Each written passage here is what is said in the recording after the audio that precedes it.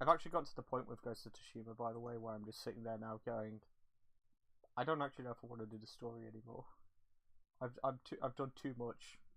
I've actually I've nearly 100%ed the main island, and I'm just standing there looking at my glory, thinking like, oh, you have. This is going to be really intense. Are you sure you can take down this fort? Are you sure you can do it? Like, yeah. Okay, I'm going to teach you how to do archery before you get in. I don't need archery. I can do this.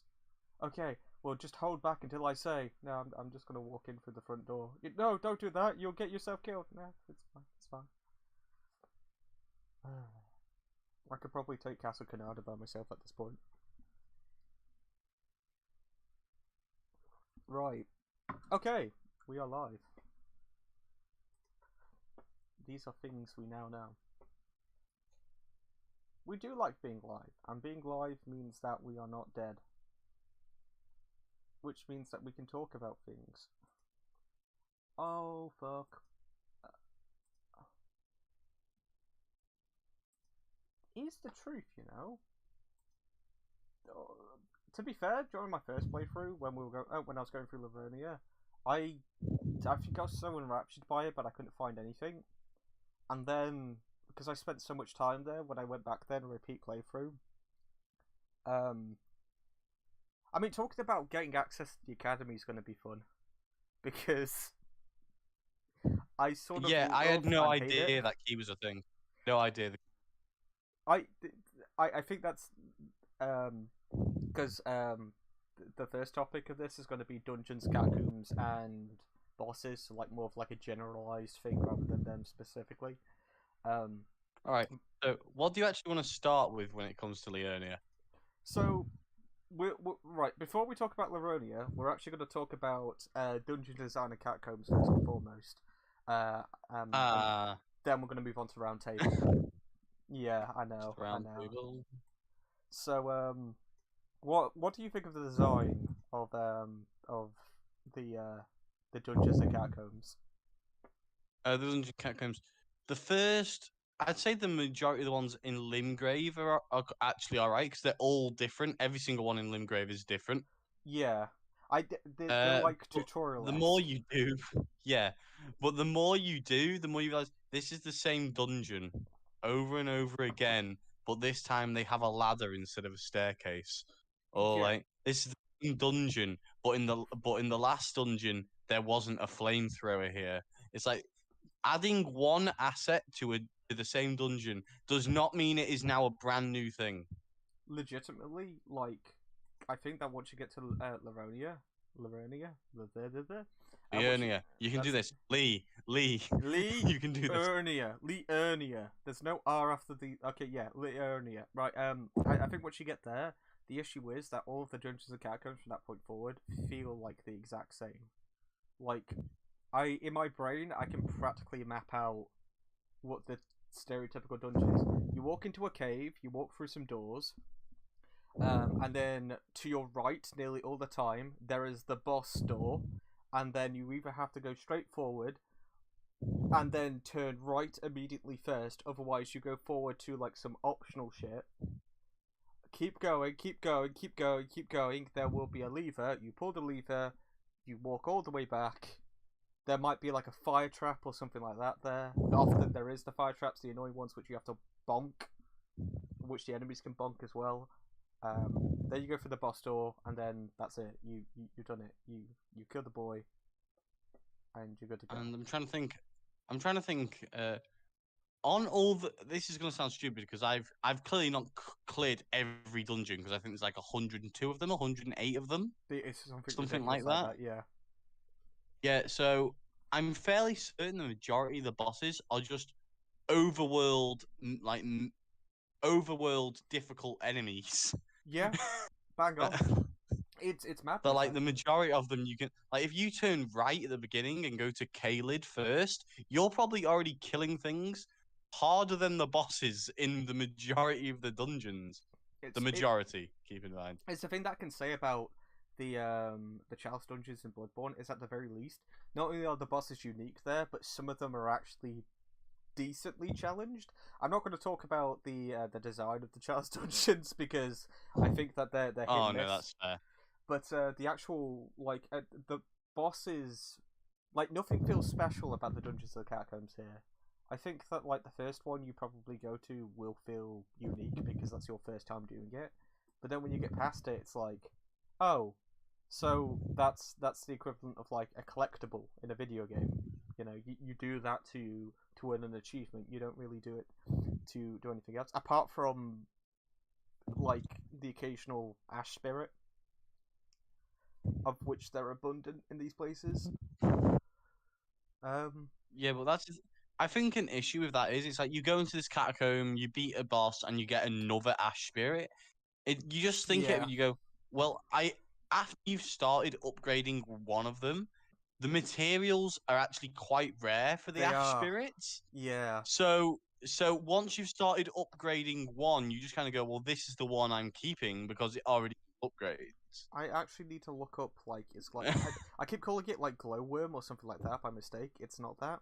The material Glovewort it is. That's it's it. Glovewort. Because you got grave and ghost, and grave is for like the standard, and ghost is for like the superior, the elite. The rare ones. Yeah, Yeah. basically, you could say the superior. Most people would just say the mimic tier. Yes. You know, Yeah, like it is for the mimic tier. It's 100% like I actually think Oleg doesn't use them. Actually, I don't. I think that the ghost stuff is only for the mimic tier. I can't think of any of the others that use it. No, because no one else uses any of the special ashes. I No one else uses them.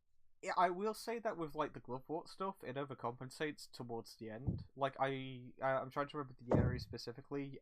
Underground, it might be the Ansel River, where after you go through Nokron, But yes, it is. yeah, you go. It is. You get plenty in there. You get a lot. The weird horseback like annoying dudes that are normally in the mines, but they're on horseback here for some reason. No, it's not horseback. I can't remember what it is. Anyway, yeah. As you said, like you get something like, what was it like Grave Glovewort 9, and there's something like 2 in a row there, just right next to each other. It's like this meant to be like one the of only the place rarest. the tens. Yeah, but the thing is, you don't even need like a mimic tier at +5 or +6.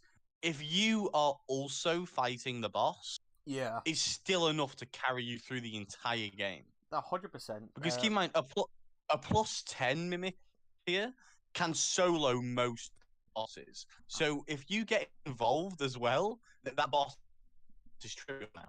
You've been the game. There's nothing else to it. I'm actually looking up now, like how does it scale with your stats? Because I'm pretty sure that we said in the last stream that I made the estimate that something like you can get it up to like ×7 of your stats before it was patched.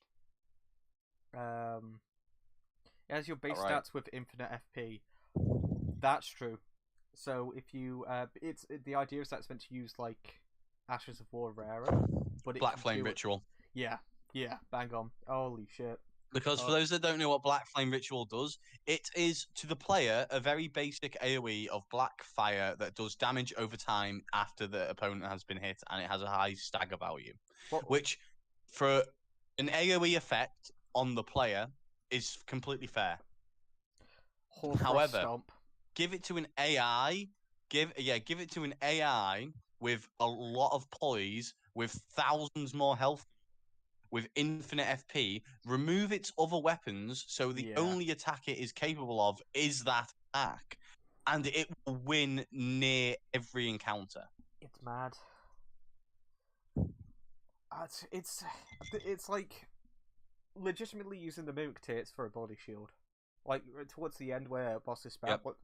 We brought up Liurnia, and her attacks. You can literally just get so that way the poise isn't broken, and then you can switch out the armor so that way you're nimble. And I think that's broken as well. The idea that you can build a loadout for your mimic tier and then immediately swap over. Yeah, to load up for yourself. Yeah, it's like I sort of get it, and I know that's going to be like, well, there's not really a way around that I can think of, because if you were to change mid-battle and then they change as well, I think that's awkward. Yeah. But I know I can tell you, if you could summon Ashes of War during invasion, so you could have a mimic tier active when there's an invader. Invasion, no one would invade in this game. This game would be the safest game to play online. 100%. Which is sort of why I'm scared about what would happen with Elden Ring if it got DLC for multiplayer. Because Yeah. I Like what Dark Souls 3 got and 2 got and 1 got, where they all have an arena to fight in now. like that's there's going to be people asking for like match modes and stuff like that. It's going to be awkward because we're not dealing with Souls fans now. We're dealing with the norm. We're dealing with streamlined people. People have come from the likes of I'm trying to think of like a really normie action adventure game. COD. You could just say COD. Yeah, fair enough. But well, even like Breath of the Wild, people who played Breath of the Wild and thought, "Oh, this is what it must be like to play Dark Souls," and then they came from that to this. Dark Souls remastered and got slapped. Yeah, fucking hell, it's gonna be so. I really, like, part of me is like, okay, make use of the Colosseum, just the empty ass Colosseum that's in the middle of this map, and then another part of me is like, but please give me some, like, if it's not gonna be story based DLC, at the very least give me like a new area to roam about, because I do not want to walk into like another area with my chunky boy and then just like one hit kill everything. Give me something like it shouldn't be hard to say like give me something like Artorias again, because they sort of did it with Ludwig. Yeah, but most of the most of the Souls DLC, like I know Bloodborne's Dark Souls 1 and Dark Souls 2's first DLC all have a recommended level of 90. And I believe Dark 3's DLC is a recommended level of 80, which is Ashes of Ariandel. Just curious, what level are you at the moment in Elden Ring? On my current character, Yeah. I am level 60 something, and I'm at the end of the game. I need to kill the Godskin duo Malekith and get the fuck out of there. So, That's all I have left to do. On my latest playthrough, I did. I made it my goal to do absolutely everything that I saw, which did make it one of the more tedious things I've done in Elden Ring. But I'll just tell you what my level is now. I think it's like 170 something. So if we walk into the DLC, No, I've it's literally like, only done main bosses. yeah. If I walk into the DLC and it's like I just ran through just one. I want a challenge out of this, right? Because they did. Oh, it's gonna be mad. Like at the very least, don't include dungeons, don't include catacombs, don't put any more repeat bosses in there. Give us new shit. Oh, anyway, that was a tangent. That's fair. And again, the issue with it is, very quickly before we finish it. Yeah. If they add area, right? Yeah.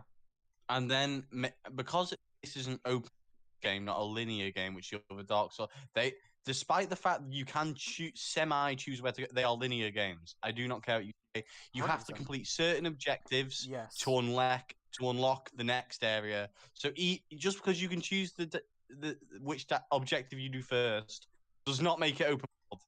Yeah. That says there are two ways you can go. Choose one. It's Metroidvania. We could actually so I don't actually have so I've got bits about the map that are included in a later part, but the thing is, I haven't actually got the open world aspect put on here, and because we're talking about I know that's what I'm trying to say, right? If they add a DLC area, yeah, it cannot, under any circumstance, be in any way connected to anything before the Altus Plateau, because otherwise, all you're going to kill the online aspect of the game. Well, balancing is going to be fucked. It's already fucked, but yeah. That's what I mean. Yeah. Well, here's the thing: the way it's balanced currently is you at least have, even if you go and get a good weapon, your stats are going to be awful for it. So it's still. That's why most people will use bleed or frost at low levels.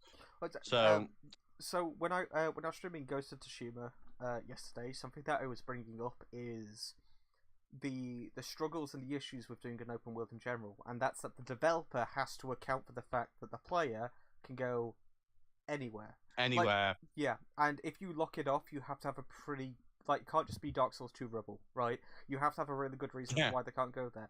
And I think that Dark Souls 1 got it right, because the idea is that the majority of the areas, yes, they were different in terms of skill level, but that didn't block it off. you could still attempt them, and they were doable. They were extremely doable, regardless where you You go could to. go down to Islip Yeah. straight away if you wanted to. 100%. Yeah, sure, you'd have to be a bit more patient, but the idea is that the game was fair through and through. With Elden Ring, the issue is that right from the get go, you can do Radahn.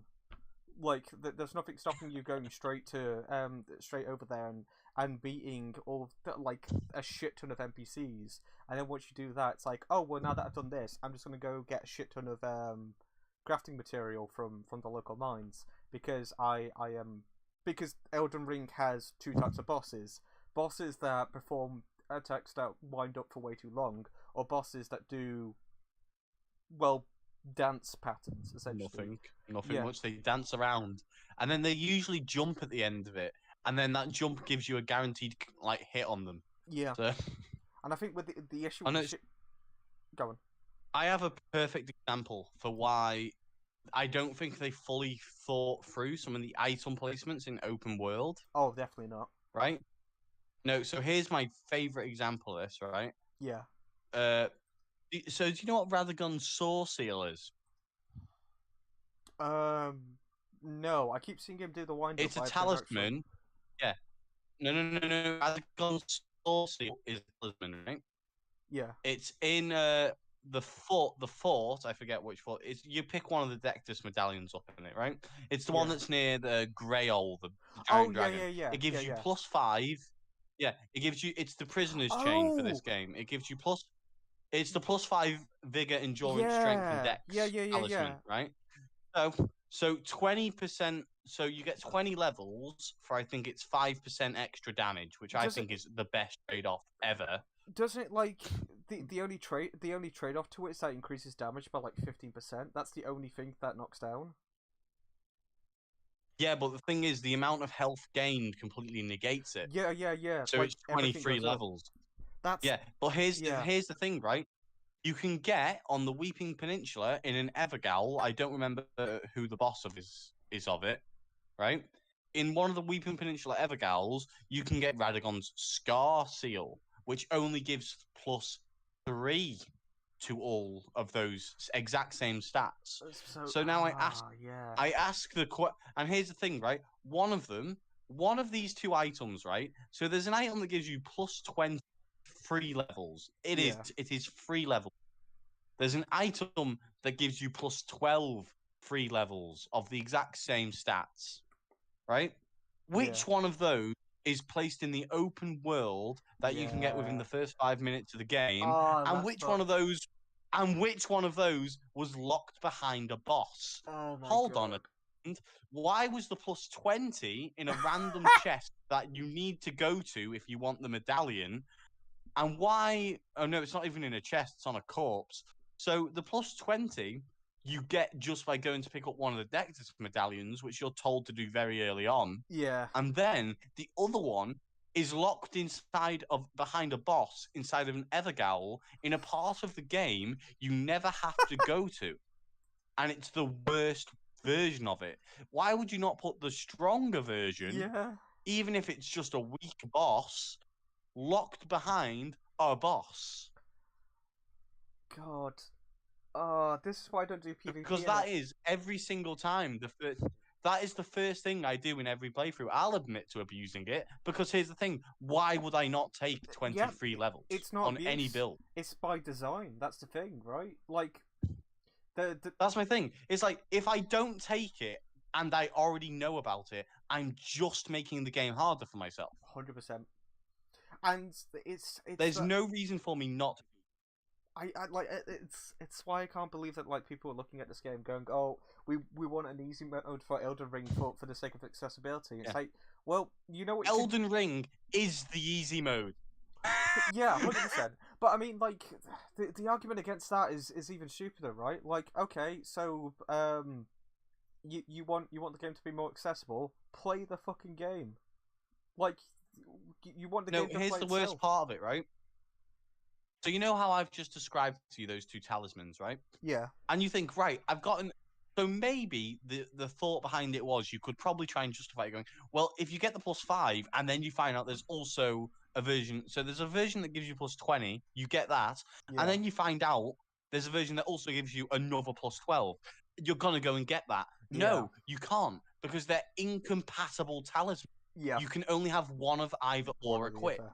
which means once you get the easy to get one, which is a plus 20, there is no reason you would ever go to get the other one. Oh god.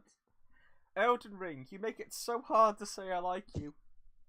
I do, I really do, but fuck me. Oh no, I really like the game, but I Yeah, do not think it is as perfect as people say it is. it's no, definitely. Oh, I God. think, and I genuinely think a lot of my criticism of the game comes from early game balancing. Now, I Yeah, understand Dark Souls 1, magic was very overpowered. But here's the thing, if you didn't follow the sorcerer quest lines, you were never going to get any new yeah. spells. So you really had to go out your way to keep sure that was progressing. Otherwise, you were just going to be locked into the basic soul arrow the entire What? game, It's like which is still extremely doable, but would have been extremely annoying. what's like with Dark Souls 1. Regardless of which class you choose from the start, right? It it outright gives you like a merchant or a teacher of each and every single thing in your path. So granted, you do have to, Very early on. yeah. Very early on. So that means that if you've got second thoughts about anything, you can work your way around it. It's not hiding that shit. But that's the thing, you have to work for it. Because it's a game that isn't handing shit to you. It's a game that's going, hey, look, you can do whatever you want in Dark Souls. You can make whatever build you want. But you have to get up off your ass and do it. Elden Ring is essentially sitting back and going, oh, but we don't want people to complain that they can't do it, so we're just going to hand everything to them from the get-go. By the end of my current playthrough, I have enough. I'm going to call it soul levels because fuck it. I have enough soul levels to be like. I still just say souls. I don't say root. It's just ingrained in my head to say souls. Like even when I'm talking about blood echoes in Bloodborne, I usually say souls. Yeah. Oh my god! But like, I've got enough to go to Renalia and respect my character to be like a jack of all trades. Like I've got enough I've got enough souls to be like, okay, I'm gonna put some in pyromancy. You know, I'm gonna boost up that shit. I'm gonna make sure that I'm good. I'm sufficient with magic. I'm gonna make sure that I can two hand any like great sword. You can do that, but the thing is, that's not even late game. You can do that mid game. You can do that before you even live Limgrave. Oh my god. Right, okay. Before we break our heads, let's move on to the next topic, because fuck me. Because we still got an entire place to talk about. But before we do that, we are going to talk about NPC Roundup number 2, technically 1.5 because it's leftovers. So these are the people that are pretty much in between, sort of involved with the round table, sort of not. It's to sort of like shuffle them out of the way before we continue. So we can bolt through this. There's not a lot to go through. So we've got Inra, who is... See, even I'm having to look this shit up because this game has an obsession with shoving 5 Yeah, I don't remember all these names. She's the girl who sits right before the Weeping Peninsula, and she's like, "Hey, could you rescue? Is it her uncle in Castle Morn?" And he's she's the guy who gets killed. Girl who gets killed. Yeah. Fun fact about her. Before anyone says spoiler, if you've ever played a Souls game before, there is no happy ending. They all fucking die. Everyone gets killed. In fact, there's no way to avoid. That's kind of how these games go. When we get a little bit further on, I mean, spoiler alert now, the round table is fucked, essentially, because when you get to the late game, it's I actually think it's kind of annoying how by the time, like most Souls games, with the exception of Bloodborne, I guess, right before you get to the end game, you can go back and try to do some NPC stuff beforehand if you missed out on them. Elden Ring locks you out of all of the roundtable NPC quests right in the end game, and it annoys the shit out of me the way it does it, because it doesn't just remove the NPCs, it kills them all off, and it doesn't really explain how it's done. It just, oh, they're dead, they're just gone. Why? Because things have changed. What the fuck? Were they set on fire? Did I do that? Did I kill them? This wasn't in the contract.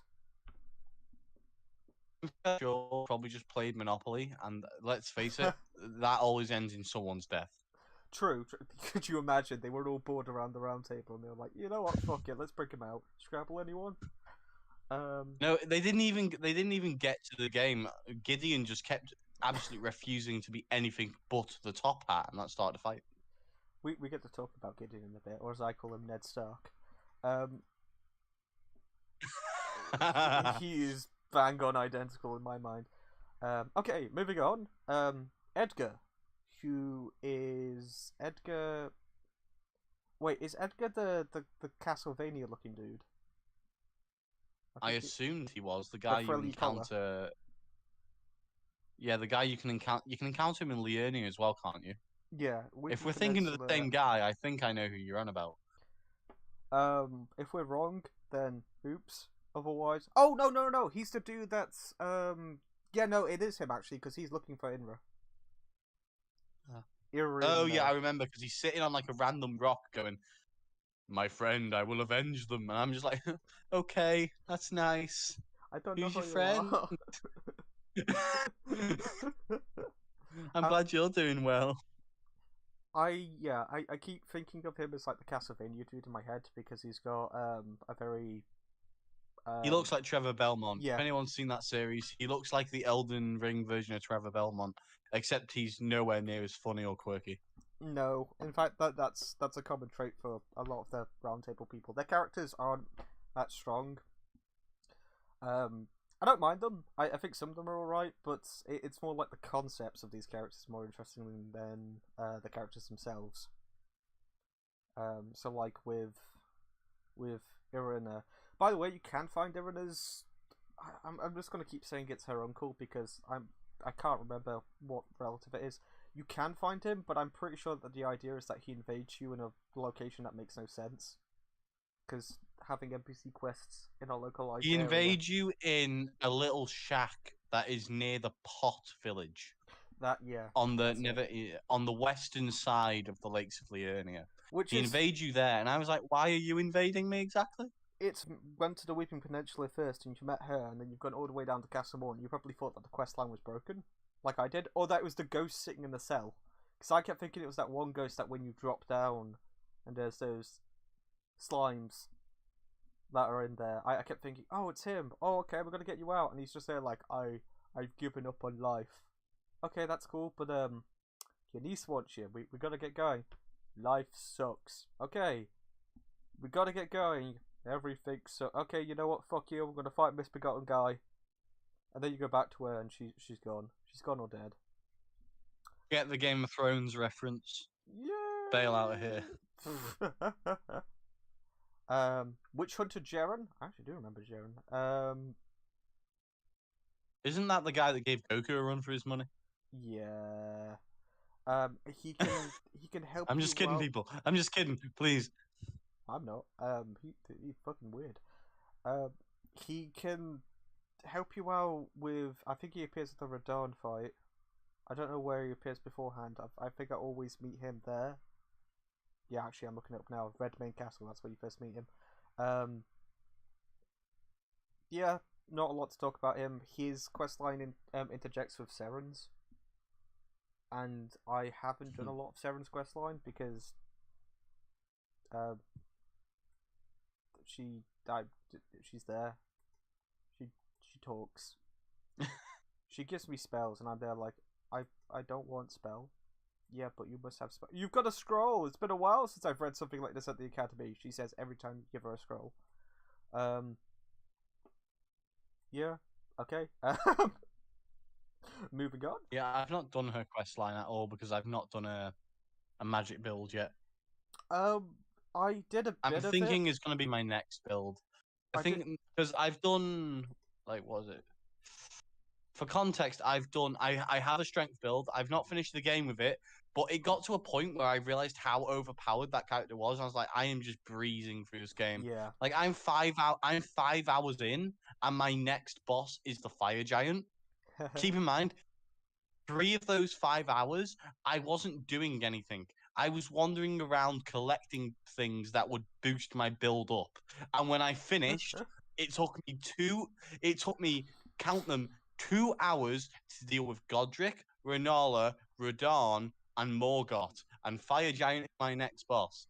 It's fucked. It's one of the things about giving the player torrent as well, because I always stand by that if you give someone a vehicle of any kind in the game, because they're going faster, they're going they're going to get tunnel vision, right? So when you see something like, oh, you go off to Red Main Castle in order to deal with Radahn or something like that, you go, okay, well, it's just marked out Red Main Castle on there, or you could go through the warp, and you're on torrent and you're just riding straight there, and everything else just becomes irrelevant because you've been given an objective, and that's always going to take priority over the world around you.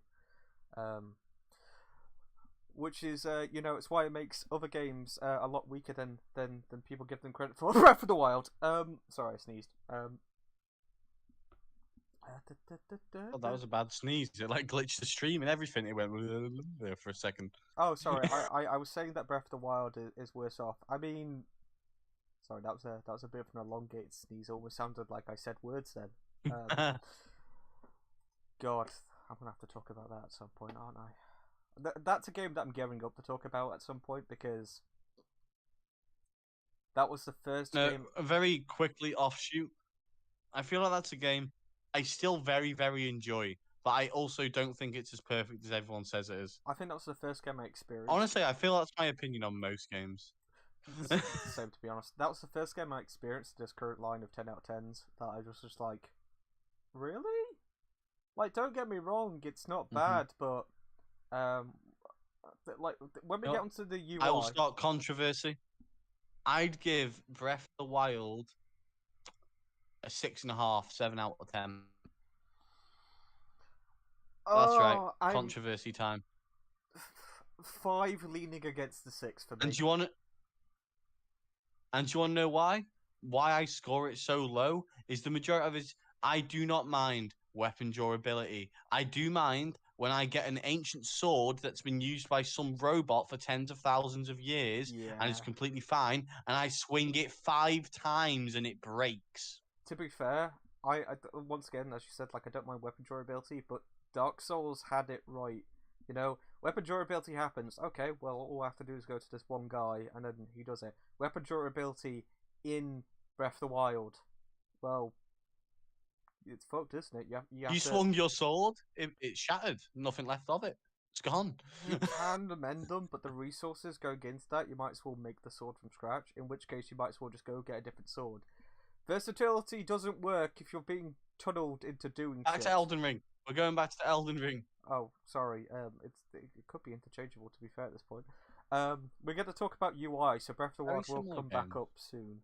That'll be fun. But anyway, yes, we get to talk about Roundtable now. What did you think of the Roundtable as a hub?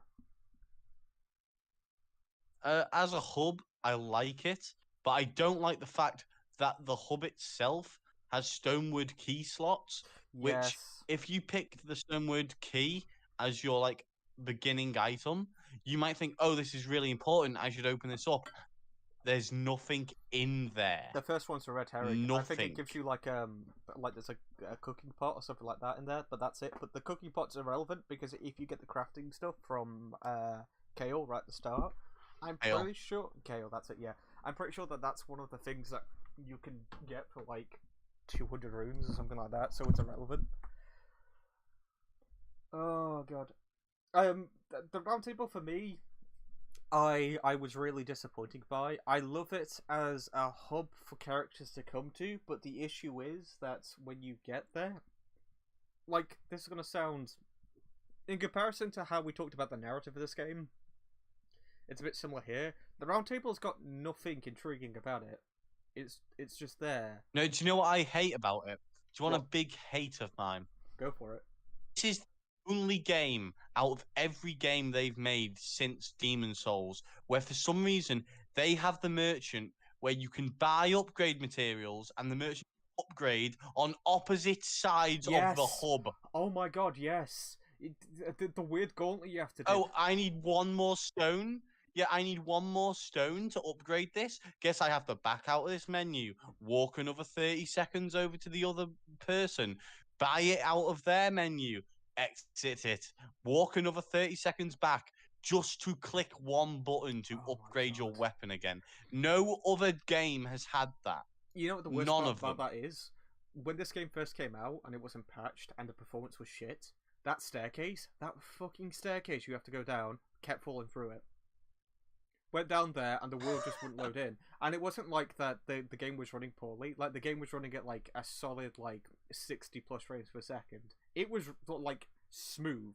But for some reason, popping was this horrible thing when the game first came out on PC. So whenever I went to that specific staircase, one step, vroom, you've died. Where are your runes? I don't know. Just furiously gripping my controller like, you fucking... Ugh.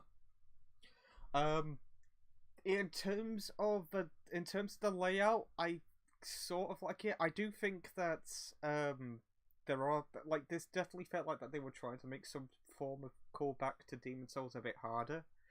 And here's the thing, right? As someone who is a fan of Demon Souls, the Nexus works beautifully because No, I really like the Nexus. It's really nice. Except for the only thing I'd change about the Nexus is I'd lower it by one floor just to yes, have all the monk and all his corpse friends a floor lower. yeah, Because that one extra staircase makes me want to jump off that staircase. 100%. The first time you go there, you see all these like blood, like those what are they called in Demon Souls? The equivalent of like the when someone dies. Yeah. I don't know what they're actually called in Demon Souls, but I know what they are. Yeah, we're just seeing a bunch of those. Like, well, it looks like there must be like a PvP arena down there or something like that. So I'm gonna go down and investigate because everyone else has been jumping when they see their shades. And then when you do, it's like, oh, that's why there's a bunch of people dying.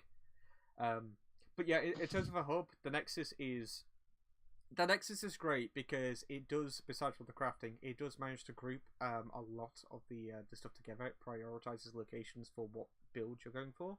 The issue is with Elden Ring is that it just feels scattershot. It's not. It's big enough to be annoying to get to one person, one person over the other, but it's not. It's not big enough for. How can I explain it? The time taken running about the round table feels like It's very small, but the way it's laid out Yeah. makes it really long to get anywhere in there. Yeah, it's like there's lots of turns but there isn't, but there is. Yeah, it's weird. Now, another thing I don't like, they have an arena at the bottom where you fight an invader, right? Yeah. Why exactly is that? You know the door where you walk through onto the balcony? Yeah. Why is after that doorway? Why is that not a PvP area where you can summon someone into the arena and fight them? DLC Dynamite. It's gonna happen. Probably. No, because that looks like what it was built for, but it does. simply isn't. I don't understand. I think it's another thing where they were trying to make a callback to Demon Souls. It's awkward. Like, the entire layout just screams it. Even from, like, the way that Two Fingers is positioned and shit like that. It's awkward. Right, I'm very sorry. I am going to have to pop to the lid real quick. I've just downed 2 pints of water, and I was not expecting... It's fine. What am I talking about? What part are we on? We're still on the round table, and we're going to talk about the round table NPCs. All right. No, I'll talk about some layouts that I don't feel strange. Right. So I'm gonna start talking. You bugger off. So something I find really strange is the fact. So you have, I forget her name, but the deathbed lady. You encounter her. She gives you a hug. Nice lady. Great lady. You can customize your character in her room, which I'm a huge fan of because I hated in the previous game, Dark Souls 3, that you had to use a respec to change the look of your character. That was a huge fix, and I think it's much better. But what I don't understand is, on the one hand, Gideon is very much against the Tarnished becoming Elden Lord, while simultaneously allowing this deathbed maiden, I forget her actual title, to exist in the holes that he's a part of. That can lead to her placing someone on the throne. Like, for someone who's extremely against a Tarnished sitting on the throne, he sure helps a lot. Can we talk just about by that letting fluffy these deathbed people lady exist. and her redundant ability to That's like what I'm sap doing. you? Yeah. Like, she saps you, she gives you an item that makes her own, like, what she does redundant. No, but the point I was bringing up, right, if you heard it, is Gideon, as you know, slight spoiler warning, is actually completely against a Tarnish becoming Elden Lord. Yeah. Completely against.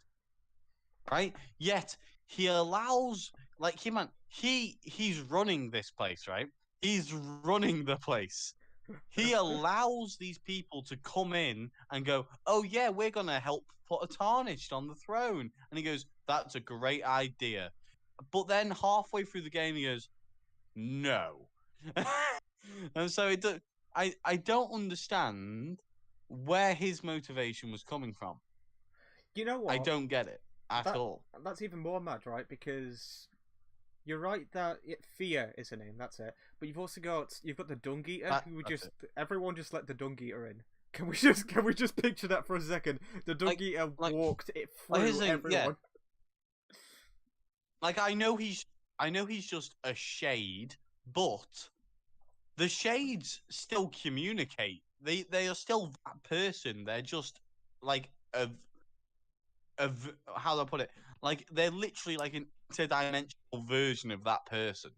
It's like it's not a ghost version of them. It's sort of like a predecessor of, like, they left a copy of themselves in a location. That's who they were when they were there. Yeah, like they themselves become like an empty husk whilst their shade is around. But once the shade dies, that's how invasions have worked in all the games, though. That's how they've always worked. But it doesn't make sense that Gideon would allow all these people that are openly going, yes, let's place a Tarnished on the throne. And the closer you get, the more people go, oh my god, you're going to do it. You're going to on the throne. Gideon is one of these people that's like, oh my god, he's going to do it. This absolute mad lad. And then when you actually go to do it, he goes, change my mind. Change my mind. That's it. We're done here. I'm not. It's not even like it doesn't even give you the excuse of like, oh, he's gone hollow or some shit. Like that would have made sense. Like if they had some sort of grace. Hell, the Dung Eater. You could have said he went crazy because of the Dung Eater. What would have, or you could have just gone once he realized, despite how like long he'd worked, because he's one of the older Tarnished, I believe. Yeah, or I could be wrong. Lore experts, correct me. He wants it on the throne. Like, he wants this. You could have it that the moment he realized he wasn't going to be the one, he went mad. Because he's realized he's worked how many hundreds of years to become Elden Lord, and it was all destroyed because some person turned up out of a tomb and did it in 6 hours. Ned Stark was secretly a Targaryen. My new fan theory. Right. Probably not a fan theory. We can probably go back and look at the family tree and see that there was a male Targaryen birth at some point. Well, the Targaryens were the Genghis Khan of Game of Thrones, so technically speaking. Oh yeah. So for any Americans that listen to this, Scott, Dusky Snow over there. How are you, Scott? You doing good? I'm doing dank, thank you. Yeah, but just a quick fact for any that don't know. Me and Scott, until about 6 years ago, did not know anything about each other. But guess what? We are still probably 1/16 cousins. Because of a certain man called Genghis Khan, ladies and gentlemen. Basically, if you're someone from Europe listening to this or watching this, let me tell you, how are you, cousin? How are you doing? Hey, how are you? If you're married, you're committing incest. If you're in Europe and you are married, there is a genuinely large chance you are committing incest just because of Genghis Khan. Just because of that man. But other than that, let's get back to Elden Ring. That was just fun facts of Beenitt. How's that going? To be completely fair, that's so given like the narrative of this game, that's so completely off topic. Yeah, I know. I don't know why it popped into my head, but it did. So there we go. Well, there we go. Right, we've got brother Corrine up next. Is that the miracle merchant? Yeah, he's the dude that's like, hey, how's it going? I'm gonna occasionally follow you. Maybe not. I think he goes after Gold Mask. I actually have an issue with this man. That really doesn't make sense with his quest line. Yeah. Right? So this is a man, wants to place an Elden Lord, as we know, wants them to be faithful, use miracles, that kind of thing, right? Yeah. Why does he allow you to learn the god-slaying pyromancies? You know what's even funnier on top of that? Fucking what's his name? The blacksmith? Oh, I forgot what his name is. Hugh, that's it. Hugh's there like, I have to make a weapon that can kill a god. And this dude's just standing around the corner like, dude, I've got 20. It's literally just black fire, my guy. It's literally all it is. No, but it doesn't make sense with his quest line. It doesn't, because he wants you to like kill the gods, obviously. Yeah. But for those of you that don't know, destined death is a permanent death. There is like, so I'm going to use Dark Souls as an example. So imagine destined death is in the Dark Souls universe, right? So in Dark Souls 1, if you had killed the 4 lords with a destined death ability, that means they wouldn't have reincarnated. Their soul is destroyed. Which means the other 2 games would not have happened. That's basically what destined death is. It stops souls from coming back, which is a thing in Elden Ring, because as we know, Shibiri can take over, I forget the samurai guy, and I forget the other madness questline lady, but she takes over the woman we talked about before who gets killed, who's the daughter of the captain of the guard at Castle Morn. Liurnia, yeah. Yeah, so we've established that reincarnation is a thing, and with the previous spirit's permission in Elden Ring, you can inhabit their body with permission, which is extremely strange, but at the same time makes me realize destined death is probably a thing you need in this world to put people down. You know what? We're going to talk about her in this, and I absolutely love the fact that we're going to talk about this, because it means that I can gush for God knows how long. Ranni, the reason why a quest line is beautiful is because it actually adds context to what destined death is. If you don't do Ranni's quest, and the idea of like what destined death is, you never know. Literally, even like the was it Frenzy of the Flame Fire, or that Frenzy Flame. That's it. Like right at the end of that, they mentioned destined death a shit ton, and you're just standing there like, okay, this has been mentioned once. What is it? But like reincarnation, as you said, it makes sense because Ranni reincarnates herself into a fucking doll. That's how she can be in multiple places at the same time. Yeah, literally, basically the way it works is in a universe where you can transfer your soul into items and have multiples of you running around, it makes sense that a certain group of people would go, no, we need to put a stop to this and create something that could rip a soul apart, which is destined death. Which is why when you think about it, Ranni's questline is actually the morally correct one. No, it is. I'm actually on that side. Once you die, you should not come back. Yeah. Oh my god. And keep in mind, look, I don't care what you believe in the real world. What I'm on about is in Elden Ring. Again, I'll use the madness questline as an example. There's 2 NPCs that get killed earlier on. Yeah. That then just allow their body to be taken over. And imagine how ridiculous that would be in a world with, like, say you put that into our world, right? That means you could have the same. Say if you put that in our world and then put it in the medieval ages, pick a time, I don't mind. You could have one man in a monarchy or woman, doesn't matter, because they'd be taking different bodies anyway. They'd be both genders at some points. Yep. Every time they die, there would be someone would just kill another member of the royal family, and they'd take that body. Yep. Think of how broken that would be. Some people would literally be alive for thousands of years. It's legitimately it's so annoying that they don't integrate that into like the actual like the main plot. Yeah, because you'd think that would be a pretty big fucking deal. Malekith talks about it.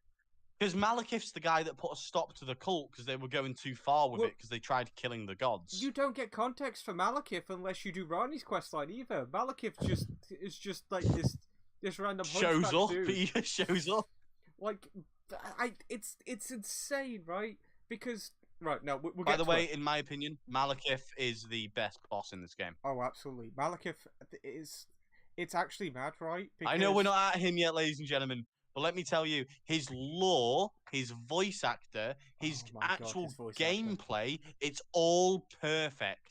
It's incredible. It's mad because. But back to what we were going on about. Yes, right. Okay, yeah. Let's see. Okay, I'm just sifting through the NPCs from the round table that we have yet to talk about because we're really nearly close to actually talking about Liurnia. Dialis. Have we talked about him? No, we have not. Okay, we can talk about Dialis then. He's the Castlevania looking dude. His entire story is another thing, right? So something that is very strange with the members of the round table, right, is he sits in the main room, right? He If does, I'm not correct, yeah. Right. There are also NPCs that talk in that main room about assassinating people. Him. So and you can have those conversations whilst he's there. And look, I know he's not allowed to attack them in the round table, but there's nothing stopping him from outside the round table. It's John Wick rules. So like legitimately, one person takes a step outside of it, they're gone. In fact, they're not safe anymore. They're not safe. Yeah, I'm pretty sure that like even Deer the Hunter points out that one of the more northern rooms of the round table is technically out of bounds, which is how he gets away with killing Thea. Yeah. Because if you follow that questline, she dies. But you know what? Fuck spoilers. This is the Elden Ring podcast. Yeah, because welcome. No, here's the thing.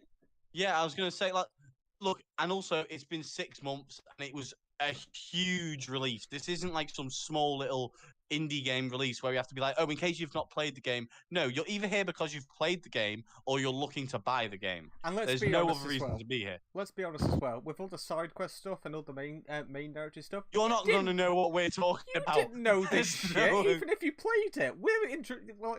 Unless you've like read the wiki inside and out like a Bible, you don't know what the fuck we're talking about. That's where we come in. We are the context givers. And we don't know half the shit we're saying at the moment. That's it. Here's the thing. All we do is provide This is okay. So for people that don't understand, we provide context for what happens in the game, and then we explain why narratively it makes no fucking sense. It's literally it. It's like those people. That's why we're here. It's literally those people that watch and a dare film. I say we do a damn good job at it. Fucking hell, we do. It's like those people that come out of a film and like, oh yeah, I just enjoyed the story for what it is. It's like, okay, reiterate back to me what the story is, and then they just tell you a series of events, and they're like, okay, how did that make any fucking sense? Well, no, it's like I understand that's a story, but it's the same way in saying a story is I woke up in the morning, I went to my kitchen, I made cereal, I had cereal, had a cup of tea, and went to work, came back and had a shower and got back into bed. It's a story, but where's the interest exactly? Well, please tell me. It's also the context, like, say, like, I don't know. My mic. It's okay. It didn't pick up. I went downstairs. I made myself breakfast. My cat. I don't know. My cat died. I don't have a cat, by the way. This is all made up. My cat died. It was a shame because she was a good dog. It's like throwing something like that in there. You have so many questions in between words. And then they just walk away. To be fair, I'm actually kind of hooked now. How come you called your cat a dog? Anyway, something to do with the idea that Queen Marika was actually Radagon, but she wasn't. But he was, but they weren't. Also, okay, right. So, Nephila is the warrior lady. She reminds me. So of here's the thing, right? Lady. Yeah, she's a summon for arguably the easiest fight in the game. I think Godric is the easiest main fight in the entire game. Yeah. Which I understand because he's early on. I understand. But then I give you the argument, you fight Margit before him. Yeah. And Margit I will admit on stream, because I don't mind, my first playthrough, Margit ran my shit. He destroyed me. And here's the thing, 100%. again, I need to reiterate every stream because people are going to say, oh, you're just not good at the game. I have got a platinum in almost every Souls game. I have Well- completed every single boss in every Souls game. Well, I am not. I've played these games, and Margit destroyed me like This- no other boss has before. this is the thing, Carry on. right? This is the thing with like with the bosses in this game, and this is why it's. I always know that when it comes to like modern Souls fans and people that are getting into the games now, and they're saying they're difficult, they're saying they're easy, and all this sort of stuff. In my mind, I had Demon Souls when it came out. I got Dark Souls not too long after it came out, and then like I've been following the series progressively as it's been releasing bit by bit. And in my mind, when I think of like a traditional From Software boss, it's a boss that you have to utilize your brain with, and that's something that okay, as the games went on, you did less and less. But I can still like Demon Souls brought it up. Dark Souls sort of continued it. I mean, think about it, right? The Asylum Demon at the start, it sort of teaches you that there's always an alternative way to take down a boss. Yeah, because Dark Souls was originally meant to be a sequel, but it just didn't. Yeah. They turned it into its own game. I think that's because Sony held the property and the IP rights for Demon Souls, and FromSoft wanted to go off.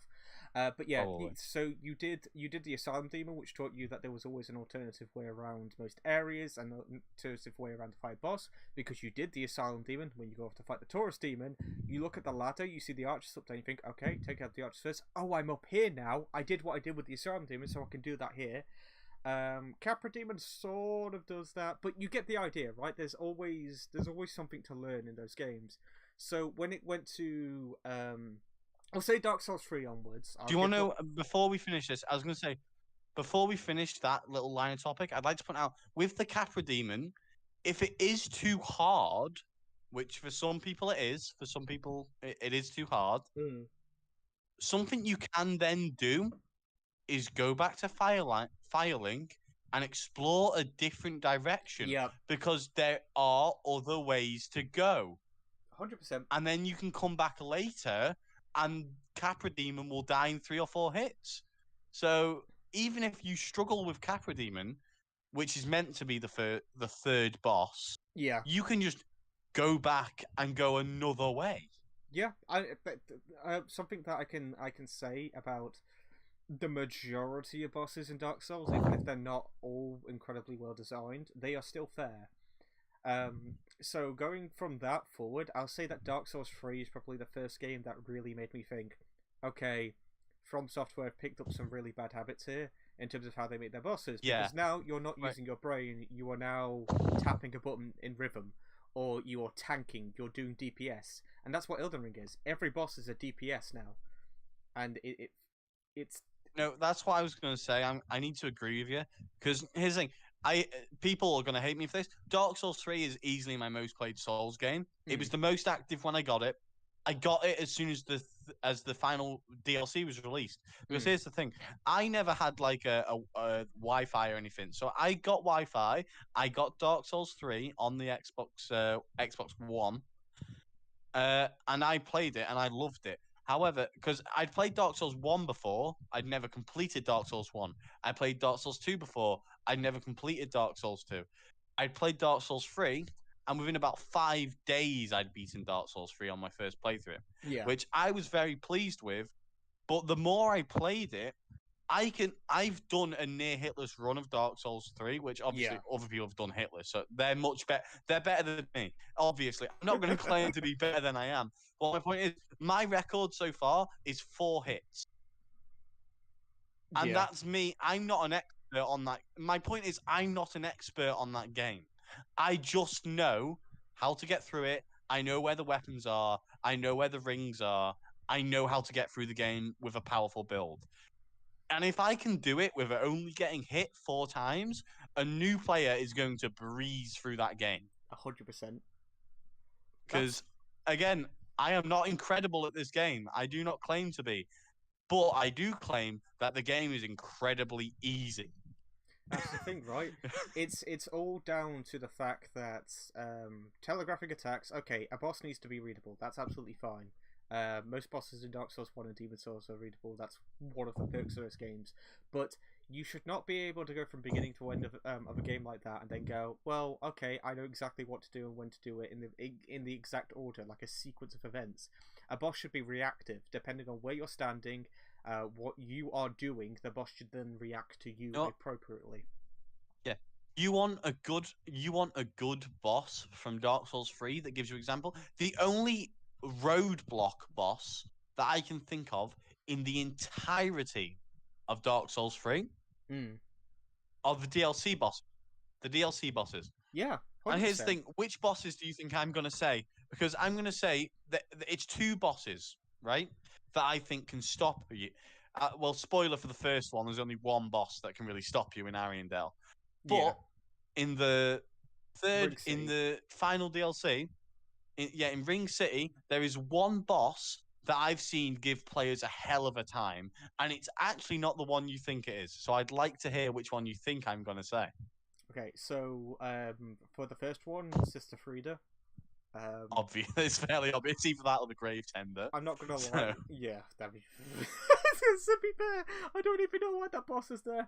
But yeah, like Sister Frida is like near top vote for one of my favorite Souls bosses. Period. No, I'm not on about like favorite. I'm on about a boss. Oh yeah, I know. That is both. Is both fair. Yeah, but is both fair, but will stomp you the moment you make a mistake. Midir. I was actually going to say Midir, I feel, is a little unfair, but not because of himself, because of the camera. Yes. Okay, so Gale. Yeah.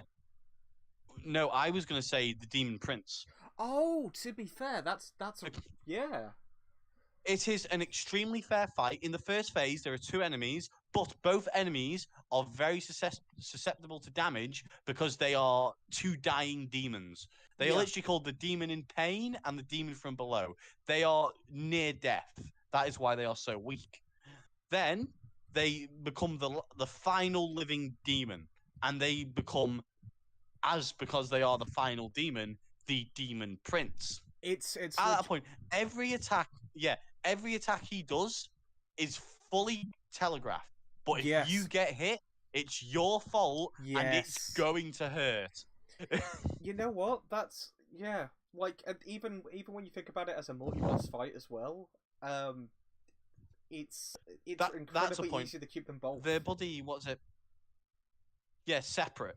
Because they do the Ornstein and Smo thing, which is why I actually love the Demon Prince fight, is they swap.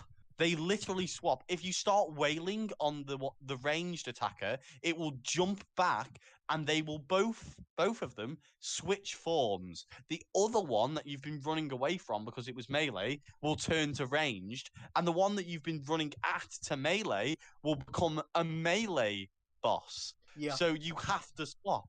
So I genuinely think it's one of the better built bosses in all of Dark Souls 3. I actually think it's an incredible boss. I can't wait until we talk about the Godskin duo. Right, okay. Ironically, I have a picture of the Godskin Apostle up on my screen. Oh, it's such a shame because I actually think the Apostle is the better of the two, and I actually have a really good time fighting it.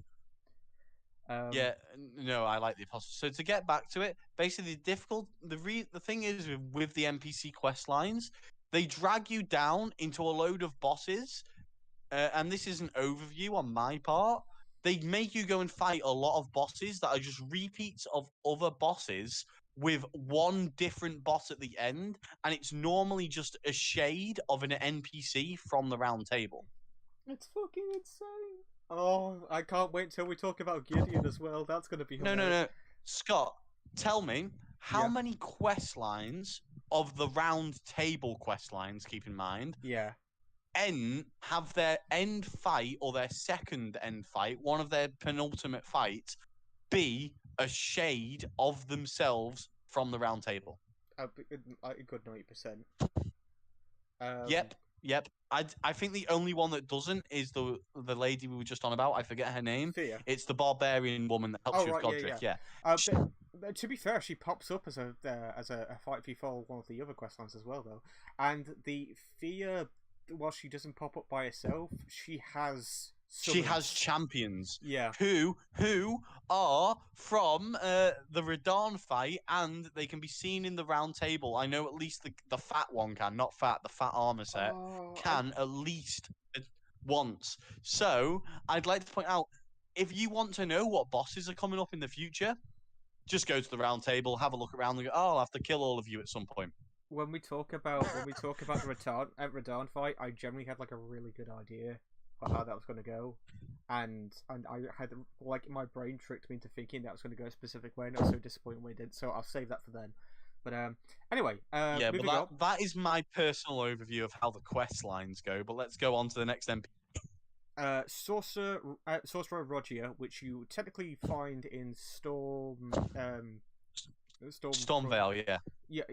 Yes, that's it. Fucking hell, so many storms. Okay, so again, this is the issue. I immediately have an issue with this, right? Yeah.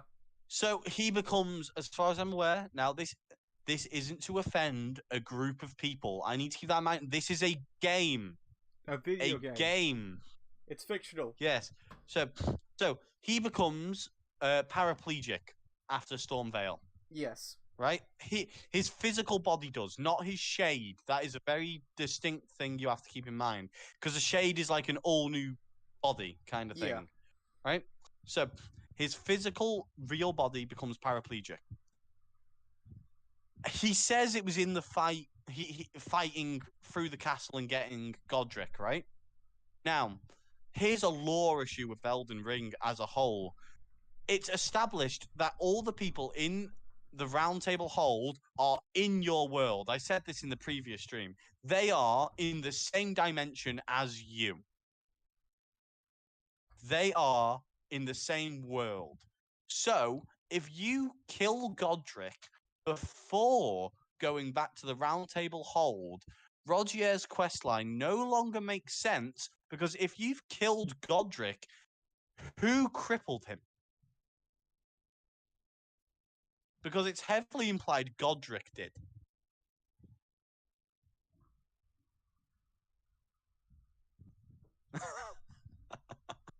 I see you're having a bit of a brainstorm over there as to who it was.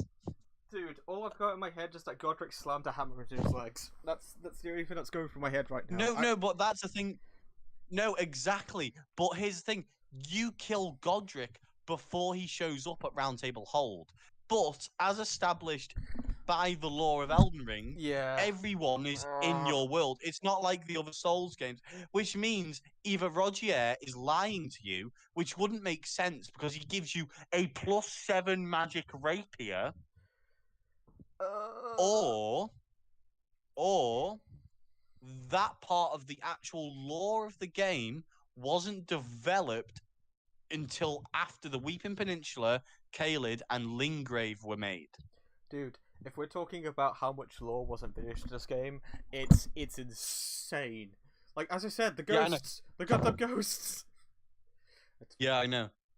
So, for those of you that don't know, the way the previous games worked with NPCs is you are all on the same task. Yeah. Right? But in different dimensions. So it occurs to some of you that since you can enter each other's dimensions as shades, why not help each other on each other's journeys? That's how summoning works in other games and this game, but only when summoning online. Dark Souls puts it incredibly well, in my opinion, because the idea that life and death is sort of like blurred. Everyone's perception of time and the way it flows is going to be different, so everything's out of sync. Like Solaire explains that. How quickly do you get to Solaire? Because I'd say I get to Solaire on my first playthrough. I got to Solaire in under an hour. Yeah, which means absolutely. I had that explained to me in the first hour of the game. Yeah, and he puts it so bluntly as well. It doesn't flower it up, and I think that's one of this game's issues as well. Because even when it does try to explain a piece of lore to you, it flowers it. It tries to elongate what it's talking about to sound more philosophical, but it doesn't wrap back around into meaning anything. If anything, it confuses things even further. So the idea of like what is a tarnished, how worlds interact, what the lands between is, how shades exist, none of that makes any sense. I'm sure that someone because in the previous games, I know, because in previous games again, it was that you are basically reincarnations of the same person from a different dimension. Yeah. And you've decided to help yourself in a different world, which is a very strange concept, but that is the concept. In this game, that is how it works with online summoning, Yeah. but NPC summoning, I ask you, if they are all in the same world as they are, because that is confirmed, Yep. they are all in your world, how are they simultaneously shades in your world? Yeah, and it gets even worse towards the end because the majority of the bosses you fight in dungeons and catacombs towards the end will become shades. And that includes the same for like the end of the NPC stuff. But like goddamn Godfrey, do you remember? Do you remember what? That no, here's the thing as well, right? So I was gonna say not Godfrey, you know Godric. You've reminded me just by saying God. I know that sounds very strange, No, that's okay. but before the thought leaves my head, right? So the Evergals are prisons by definition and by name. Am I wrong? Nope, you're right. They are prisons. Why did we kill Godric, right? And then later on, well, not even later on, you can find it first. Find his soul imprisoned in an Evergal. You know what's funny? So Godfrey, can you remember what his Evergal shade is called? I actually can't. No, I cannot remember it. It's Godfrey. They've changed around letters. See, but here's the thing. That's the issue. That even implies that Godfrey has a third split personality, which he already has two, or that he has some kind of brother called Godfrey. It's like it's funny as well because its positioning doesn't even make any. You just walk up to it. It's just there. It's like what the fuck? Why could I fight one of the end game bosses? To be fair, I think that's just a difficult. I think that's just a. You need to talk to America about that one because I don't know why their prison system is just random holes in the ground that summons them back when people want to beat the shit out of them. You see, this is the thing as well. Like even Ronnie's quest sort of goes into that as well with how Blythe interacts with them. The idea that they were sort of like sacrificial areas, and if people were getting a little bit too antsy for their own good, they would trap not their soul, whatever the fuck it is in this. They would trap that into one of these, because they did the naughty. It was a jail. But yeah, I know, but that's my question. How is Godric in there? Yeah. Oh, and why is there a shade because he can be loose? He can be in there after or before you've killed him. It does not matter. Now, here's the thing: if you were to say it's after you beat him, right? Yeah. That could make sense. You could say what's it called? The will, the thing that exists in that universe. The will of the thing decided he failed as a demigod because he went kind of mad at the end. Let's be honest. True. He started losing and he went mad. You could say I forget what it actually is. It's like it's literally called the will of something. I do not remember what it is. Yeah. I'll look it up. I'll look it up for context so I can make sense in a minute. But it's called the will of something. You could make sense if it's after you've beaten him that the will imprisoned his soul as punishment for basically losing himself and basically a god falling that low. Yeah. Kind of thing. But if you fight the Shade before you fight Godric, it doesn't make any sense because you've destroyed his soul. Why is the body still moving? It's mad. It's fucking mad. Well, that's another thing as well. Which is actually how Destined... That's, again, I was going to say, that's how Destined Death works. You destroy the soul and the body dies. Yeah. So that's why the Evergals that have living bodies outside of them don't make sense. It's entirely back down to it being open world, right? The balancing is fucked, and not just that, but because you can skip ahead of story quest lines and go back on them. This is what I said about what's her name, Seren, Sorcerer Seren. You can actually go into Caelid and you see her prisoned there. She's chained up. But yeah, you can see her in multiple places. Yeah, it makes no fucking sense because they didn't account for you to do multiple NPC quest lines at the same time. I wonder if someone has modded the game to have no enemies in it, and then they've pushed her from Limgrave all the way to herself in Caelid. Oh, hang on. I'm gonna actually type in Elden Ring. I'm looking for it right now as well. Mod. Oh no, I Peaceful know it mod? exists for Oh like. my god! What? Jesus Christ! What's the point? Why did you buy the game? You know what? No tangents. Next NPC. NPC. Ensha. Who is the gold masked sort of. I quite like him actually. He's. I was gonna say I'm okay with this because Gold Mask and that entire quest line is one of the only, I'd say, 3, because you have Gold Mask, Ronnie, and the 3 Fingers. The only other quest lines that really change how the game plays. Yes. Like that, because really like the other endings, they're just. I know that's skipping a little bit ahead because technically we're going to talk a little bit about. No, that's fair. Yeah, because we're going to talk about Minolta's Plateau, but the Gold Mask just standing on the bridge staring up is like. You get all the ghosty dudes sitting on the chair looking at the Erd tree, but you don't actually get to interact with an NPC that's doing that. You know, that why is he so fascinated by this, what's going on? And you recognise his name from the intro as well, because holy shit, I actually recognise something from the intro that's actually going on in the game. It's almost like there's a narrative cohesion here. What the fuck?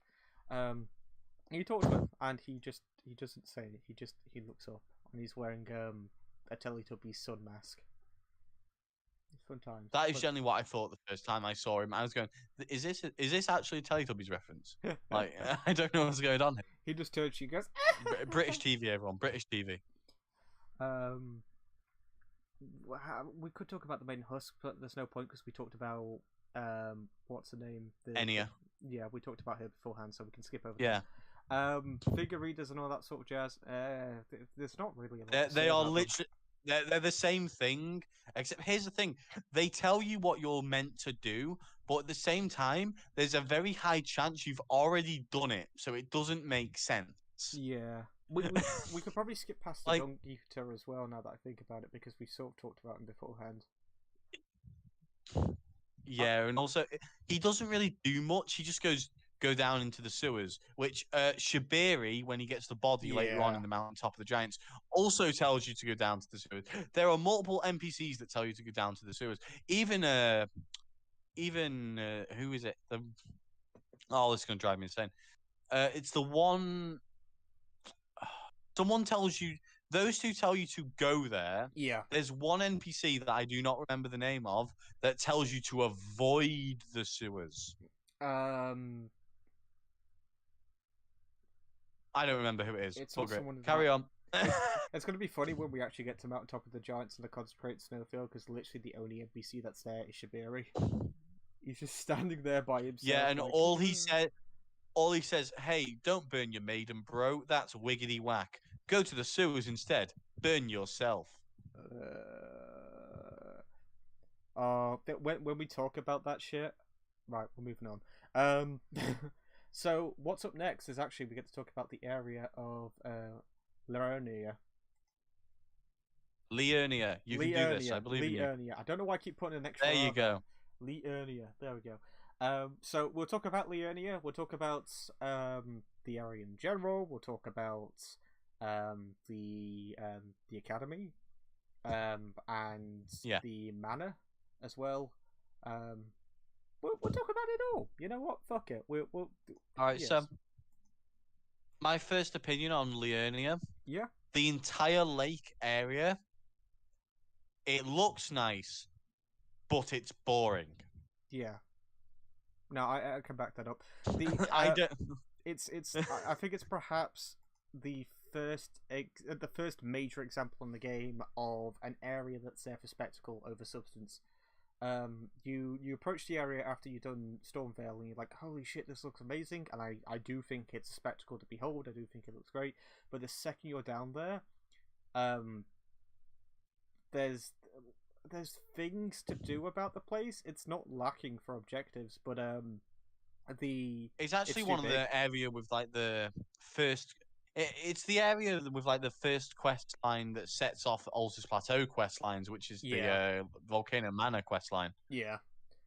I think that in terms of content, I think I'd probably have to say like it's the best, but it's not well placed, if that makes sense. Something that I like No, about because all the content is on the sides of it. yes, 100%. In fact, it's really annoying because we're going to talk a little bit about this when we talk about the UI and the patches in the next part. But the way they've updated how you obtain map fragments and the way that they are positioned on the world map that you get, Yeah. it makes certain bits of Liurnia really annoying because you can actively see like one of the churches and one of multiple areas that you just can't reach to at that moment. They're there, but the game doesn't naturally inform you on how to get them. It feels more how can I explain it? GPSed, if that makes sense. Like you're following the road through a map rather than actually looking at where you're going. On top of that, if you think about Limgrave, the Divine Tower, along with the Erdtrees that are located in and around Limgrave, are always in sight. I think Liurnia is the only location in Elden Ring that I can think of where the second you get down to the ground, all of the major landmarks vanish because of the fog, the trees, Yeah. just rubble everywhere. And it's not to say that it looks bad, but it's to say that I think that Elden Ring's strongest aspect about its world, which is it's geographing, like being able to tell where you are in the world at any time. Its strongest aspect is the weakest here because it's shoving You see, things everywhere. I completely agree with you because I would have been completely fine with the fog if, because you can go up on either side of Liurnia as well on the two like big hilltops on the banks. Yeah, Thing is, from up there, there's no fog. yeah, It only seems to appear when you get down there. If you'd gone up there, and then when you look down off these cliffs, it's just a big chasm filled with fog. yeah, And then on the other side, you can see the other hillside with the manor and castle on it. I think that would have been really good because it's showing you there's this big mystery in the middle, but if you can get through it, you're rewarded on the other side. yeah. But you're not because the moment you seem to leave the lakes, all the fog dissipates. Yeah, it's I I I think I might have mentioned it in the last part. I've got a theory behind it. I think that when you first exit Stormvale and you look at this place, I think the reason why there isn't a lot of fog here is to increase the draw distance for that one area. Because the second you leave it, the fog rolls in and a lot of things like the academy and stuff like that are blocked out. So I think it's primarily done for a visual effect, and then the fog rolls in for performance, so that way it doesn't like overheat PCs and consoles and stuff like that. I get, but at the same time, along with everything that we referred to about balancing and all this sort of shit about the open world, doesn't that make you think that maybe they should have, I don't know, made things a bit smaller, maybe cut away some of the waste? You know, like the lake itself looks fine, great at certain angles even, but when you're riding around for so long to get to somewhere like, I think that Liurnia has the most amount of churches in any area in the entire game, and that's entirely to get like golden seeds and flash shards. I honestly think that you could. I mean, I've already said what I think about all the optional areas. You could cut out all the optional areas in this game, streamline it, make it linear, and I think that it would work a billion times better because then at the very least, the play's got this constant rate of progression throughout the entire thing, and you're not wasting the player's time. Like, I don't have to say at the end of this then that torrent exists to make going through the game faster. Which, if you've got something like that to get through the game faster, maybe that's telling you that you've got too much in the game in the first place, too much white space, let's call it, too much just nothing. Empty. Just Yeah. empty. which is sort of how I feel about the lead up to the academy. I think we'll talk about the academy last because that's one of two major dungeons in this area. Not including the manor. The cliffside dungeon and the academy. Because I really want to talk about how weird the cliffside dungeon is in terms of like how it's like the developers put all the effort into that, and then they moved on. And we never get anything of that quality in the game ever again, and no one talks about it. It actually pisses me off. I mean, where do we actually start in terms of this? Do we want to talk about legacy dungeons? I think we should start on the. I think a good way to do it would be to start on the right-hand side of the cliffs because that's where the Mad Flame village is, where all the ancient ruins are, and then we can talk about the left-hand side, which has the manor, the other destroyed ruins, and the tower, and then we can talk about the academy that's in the middle of the lake and the dragon place there as well. We could talk about the four belfries when we get on the left side as well, because I've got some fun things to say about how stupid that is. But we'll get to that. So yeah, okay. Did you say left side or right side first? Let's go with the right side, the side with the Mad Flame village. Got you. Okay, so I don't think. Yeah, there's no point in talking about the other girl. Actually, do we actually want to talk about the bosses in this area? Because in terms of like new ones, I don't think there's that okay much. Let's go.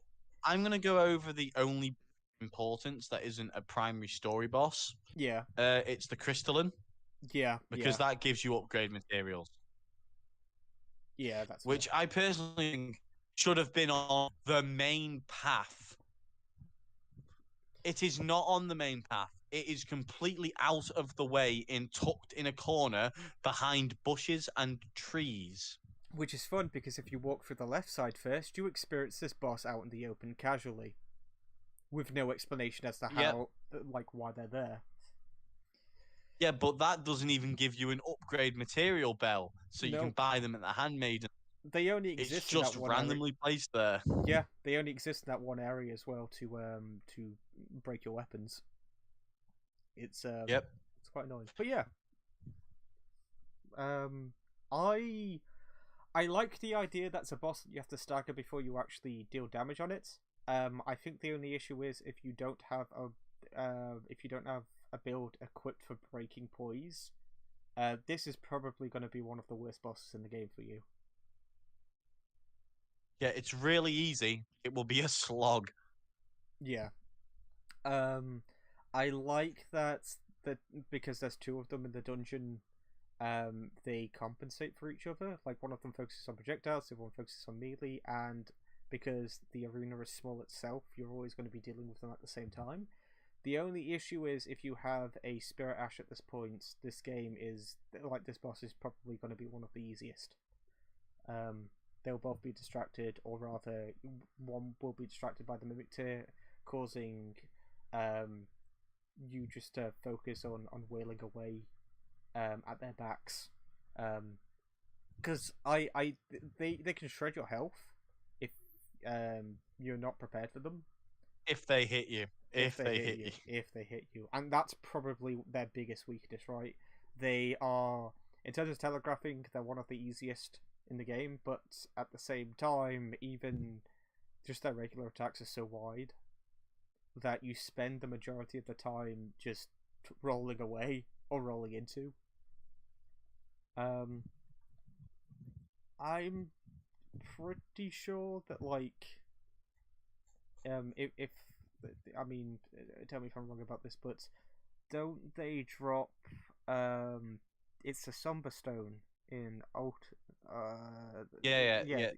The two of them together drop the one that lets you plus upgrade to, I think it's plus 15 later on. Is broken, but the one in Liurnia only lets you upgrade to plus 10, I believe. Yeah. You've also got one of them that gives you a crystal release, which is the one when you shoot it up and it fires projectiles down? Yeah, but to be fair, that spell is isn't the isn't the No. greatest. Well, it requires like something like 50 intelligence or 40, something like that. Like you have to pump that up, and by the time you get to Liurnia on your first time around, I mean, I don't know. Like whenever I go into these games for the first time, I bump up my vitality because I don't really know what I'm in for. Yeah, with my magic build, I never use this. But yeah, they're all right, not terrible. If anything, I think that the spear dude maybe spams his attacks a little bit too much. But I think that's because he only has 2 attacks, doesn't he? 2 or 3 attacks. yeah, he's annoying if you're not using an Ash Spirit. But yeah, other than that, it's fine. Adon, the Pyromancer dude, is hilarious to me because even early game, he is a pushover. He has like, is it like a ball and chain that's on fire or something like that? But yeah, and he like flings it round. His 2 favorite things is to fling that around and use like the equivalent of combustion, and they are so weak in terms of range that you can either roll through it, or if you have a heavy attack, you can actually just prevent every single one of his attacks all at once. Bit of a joke. You've also got the Black Knight ringleader. Isn't he the one that drops Tish? The knife guy. He doesn't drop his knife. That's the one in the Altus Plateau. Yeah, but he drops Teach, who is an Ash Spirit that deals 10% damage with his knife throws, regardless of what enemy it is. So if he attacks the Elder Beast 10 times.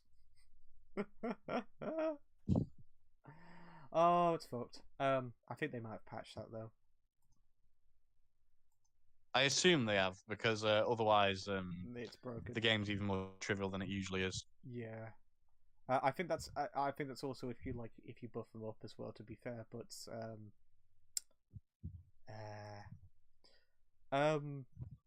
who else have we got? We got the Clean Rot Knight. That's just you've probably already encountered multiple of them in Caelid. Yeah, to be fair. Yeah, it's fine. If anything, yeah, once again, like balancing issues there, you probably already encountered them, which makes this trivial. I think he drops. I might only be in New Game Plus, but he drops the Great Blade Phalanx. Which no, is... I think you're right. The sword things that what's the boss in the manor that he spams the shit out of that, doesn't he? You mean Loretta? Yeah, he spams. It's not terrible, don't get me wrong, but he loves to spam that attack. It's either that or it's a charged up super blast. Honestly, I don't know, because I always just walk towards that boss, and whenever it'd like jump over and cast a spell, I just run at it and give it a quick running attack and repeat until it was dead. Oh, his attack patterns are absolutely shit. Like when we talk about that, it's gonna be, it's gonna be. Anyways, there's a glintstone dragon, but we could probably talk about that as we talk about the Three Sisters quest line, because when you get to the Three Sisters, it's I think it's one of my votes for like funniest and most disappointing encounters with a boss in the game. Like, it builds up to be this most epic thing ever, and then it just fucks off. They always fall flat. The only one I remember being excited for was Agheel, and then the more dragons I saw, the more I went, I'm kind of bored of these. Oh god, when we get to Mountaintop of the Giants, I've got a story to tell about that shit. Right, yeah. Then we've got, I think you would count the Godskin Noble for the first time here. Is it the Apostle? No, the Noble is the one that I hate. Noble is fat guy. Noble is the guy that buffs himself up, and he is designed to break your poise, regardless of how much you built it up. Also uses Black Flame quite a bit. Yeah, the Apostles are part of the destined death like group. So Yeah, anytime you see a dude wearing skin, just turn around if you're low level because you will die in seconds. absolutely. That's why, like, I like the Apostle because the Apostle is like his attacks are readable, you know, and I have a fun time like dipping in and out and around his attacks. The Noble, you can't. There is no attack. His attack pattern is well away at him until he gets bored, and then he buffs himself up to be big, and he will roll at you. And regardless of how big your stamina is, regardless of how big your poise is, he will hunt you down, and he will deal a shit ton of damage. And I've never had a build in this game so far that hasn't been shredded by him, and it's like chance. We can talk about the magma worm when we get to the cliffside Yeah. cave. More Knights Cavalry because of course. We've got the Omen Killer actually. Forgot about him. I actually enjoyed the first time I encountered an Omen Killer. That was fun the first time. I like the But fact that again, he's tucked away at a little village. No, I like that little village actually. yeah, an Omen village, no less. Actually, you know what? Fuck it. I want to talk about this now because this has been bugging me, and I've been holding it back. The geography of the lands between. Right. Think of Dark Souls, right? Okay. So you're in a prison. The prison's there in order to keep all the undead in because they have no idea what to do with them, so they shut them all in there. Okay, cool. Go to Firelink Shrine. Little hub. It's got a graveyard right by it. Okay. Staircase that leads up through a sewer set where the people of the undead settlement throw out all their shit. The undead parish is right by them because there's a church there for people to worship and pray. And then by there we've got Sen's Fortress. Sen's Fortress is there to block people from going up to Anolondo because Anolondo is the place for the rich, the high and mighty. What I'm trying to say is that Dark Souls 1's world makes sense. It's livable, right? You can understand how people can live there. You understand why everything is the way it is. So, Yes. we're meant to believe in the lands between. Okay, yes, you can say that there was a war or a big battle going on. There was in Dark Souls as well, but that didn't change the geography of that place. In the lands between, we start out in a church. Okay, when you first go to the actual lands between, you start out in a little church. Pop out of there, Limgrave. Okay, cool. Marshlands behind you, and in front of you, fields and fields and fields, and then a castle. Okay. Go to the castle. On the other side, there's a giant lake, and there's an academy. Where the fuck do people live? Where is anything? How am I meant to believe that people lived here if you're just going, oh, I don't know, put a castle there. Oh, I don't know. That will say that the rich, high and mighty people lived in Altus Plateau. Okay, so you go into the capital, there's no habitable rooms there whatsoever. They're all just standard ass, like, there's no beds. There's no huts. Like, the closest thing we've got to huts is in the little village in Liurnia. And when you go to those huts, they're only there for the plagued people. So where do the normal people live? What's the class system here? How do people live? There's an academy? Okay, there's an academy. Where did the academy recruit from? It's not in the lands between, because no one lives in the lands between. But the only way you can get to the lands between is if you were from the lands between. So, how do people go to the academy to learn? Okay, there's an academy here right after a castle, but then after that you've also got shit like a library that's ahead of that. Okay, is that linked with the academy? What is the geography of this? And then you go forward, and the way you get to the Altus Plateau is by going up the cave side of up an elevator. Okay, fine. You go up to the Altus Plateau, and then you're there, and it's like, but I'm meant to believe that people from Altus Plateau, if we're meant to believe that that's where like the more educated people were and the more rich high might people were, they came from there to the academy. It's a one-way trip. So if they came down here, they're here for good. So once again, I ask, where are people living? You get no answers for this shit. I can't, like, I think of Elden Ring, and once again, it's because it's open world. They put so much attention on making fields for the player to travel through, to putting dungeons everywhere, that they forgot to make it believable. Dark Souls was linear, sure, but so is the world. We make roads. We make roads to go to specific places. Of course, the world is linear in design. We're not. You can't go outside and say this is open world. I can go wherever I want. Yes, but a road always leads somewhere. Like it like if you go like say towards like the inner side, and if you go closer to the inner side of the UK, you have London, Buckingham Palace. You know, like that's where the high class live. It's funny. Well, no, to like put the term that I think most people should know is, even though it's not been I suppose it's not been true for a long time now, is all roads lead to Rome. Yeah, I mean it's very apparent for this though, isn't it? Like, also, yeah, the most baffling thing about Altus Plateau and the capital to me, the most baffling shit. So that's where the Erd Tree is. That's where all of the Elden Lords were, past and present. That's where all the rich, high, and mighty are, right? All the upper class. Where is the capital placed? Right by a fucking volcano. Legitimately. Look, okay, if the Romans thought it'd be good to put a city near a volcano, can we really blame the gods? But the thing is, right, I would get it if that volcano wasn't still active. Like, you go there, there's lava there. Like, surely the idea would be especially when your, like, entire faith system is tied to this tree. You know, a very flammable tree.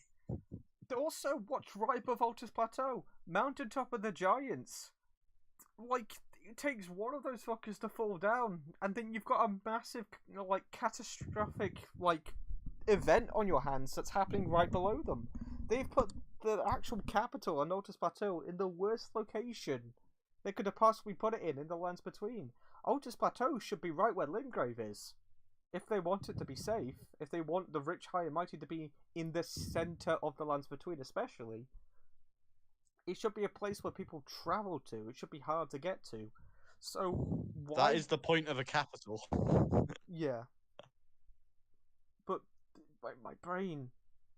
There's a volcano. It's right by I'm never gonna unpicture it in my head. It's the goddamn volcano that's just there. Like, Volcano Manor, I get because they worship a Rykard and all that shit. Like, I understand why they are positioned there. I don't understand why they decided to put the most... They didn't put the Erd Tree anywhere. The Erd Tree's there, but no one decided to even deal with the volcano.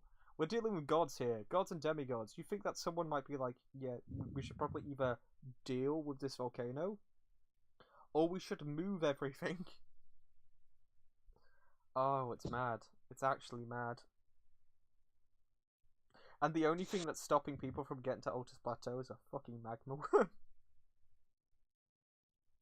worm. Or just running into two forts and using an elevator.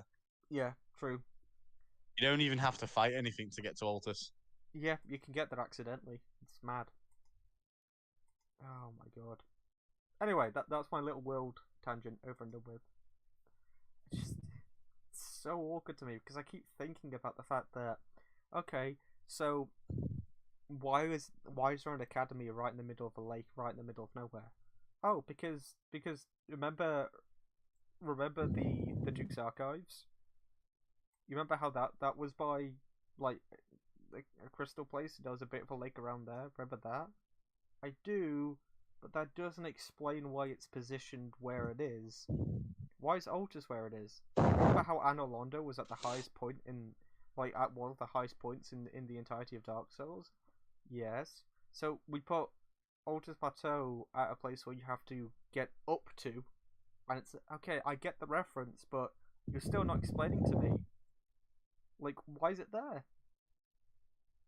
Logically, I can't imagine living in the lands between and going like, oh, it's okay, I'm just off to the shops for a pint of milk, you know? Like, I can't imagine... No, because again, that's something a lot of people don't seem to get, is before all these, like, semi-apocalypses started in every Souls game, people lived there. Yeah. Like, these were countries. Like, like this was a normal place up until this point. Well, they flat out state like the most controversial thing that happened in the lands between before the war happened was that Radagon had an affair, which technically isn't true because he is Queen Marika at the same time. But still, that was the most controversial thing going about at the time. So, in terms of like world events, it should have been pretty chill, which means that they should have had a shit ton Yeah. of time to put all these huts about the place. And God, they put more churches down than they have residents. It's insane. Anyway, My God, it sounded like the Spanish when they invaded South America. hey, right. Don't worry, we're British. We've had our fair share of colonization. Let's carry on. It's cool. It's cool. I guess that okay. So we do have things like the Royal Knights and the Royal Revenant. There's only so much we can say about these dudes after a while because. So no, we'll talk about Loretta when we get to the manor. The Royal Revenant is something that I'll probably recognise upon seeing. Ah, he's the hand guy. He's one of the hand guys. Remember the hand guys? Lots of arms. There we go. I apologise. I'd hit the mute button on my headset by accident while I was moving it. I was like, Jack. You remember the hand Yeah, guys? no, I'd moved my headset and hit it. Yeah. I actually do not like those enemies because I feel like for something with no armor, they have a ridiculous amount of poise. Their attack patterns are ridiculous. They might be one of my votes for the worst enemies in the game. I'd argue they might be. Yeah, their attack pattern is bullshit. It's not something you can dodge out the way of, and it's there's not a place to breathe. You get lucky with them. You entirely get lucky with them.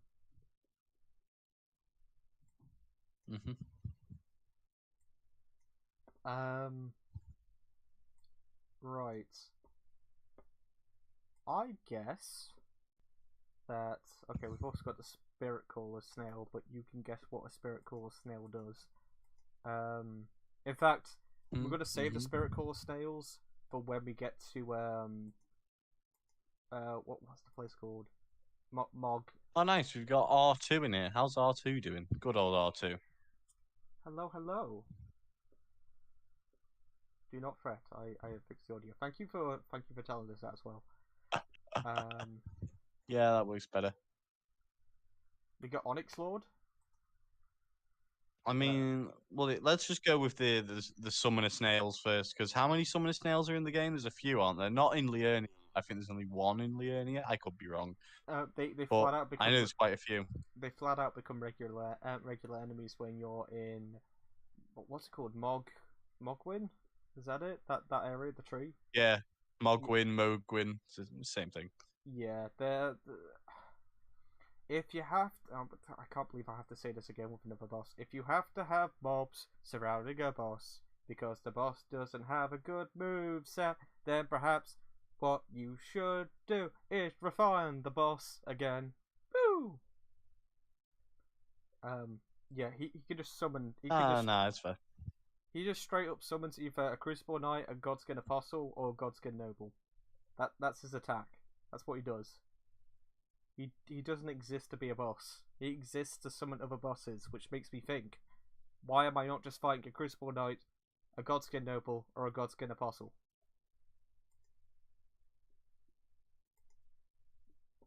Yeah, they could have just put either of them in. Like, I'm pretty sure in Mogwin he summons the crystallines, right? I'm pretty sure he does that, which I normally bypass. But it's always like with a summoner, unless the summoner's got his own attack pattern, why not just place?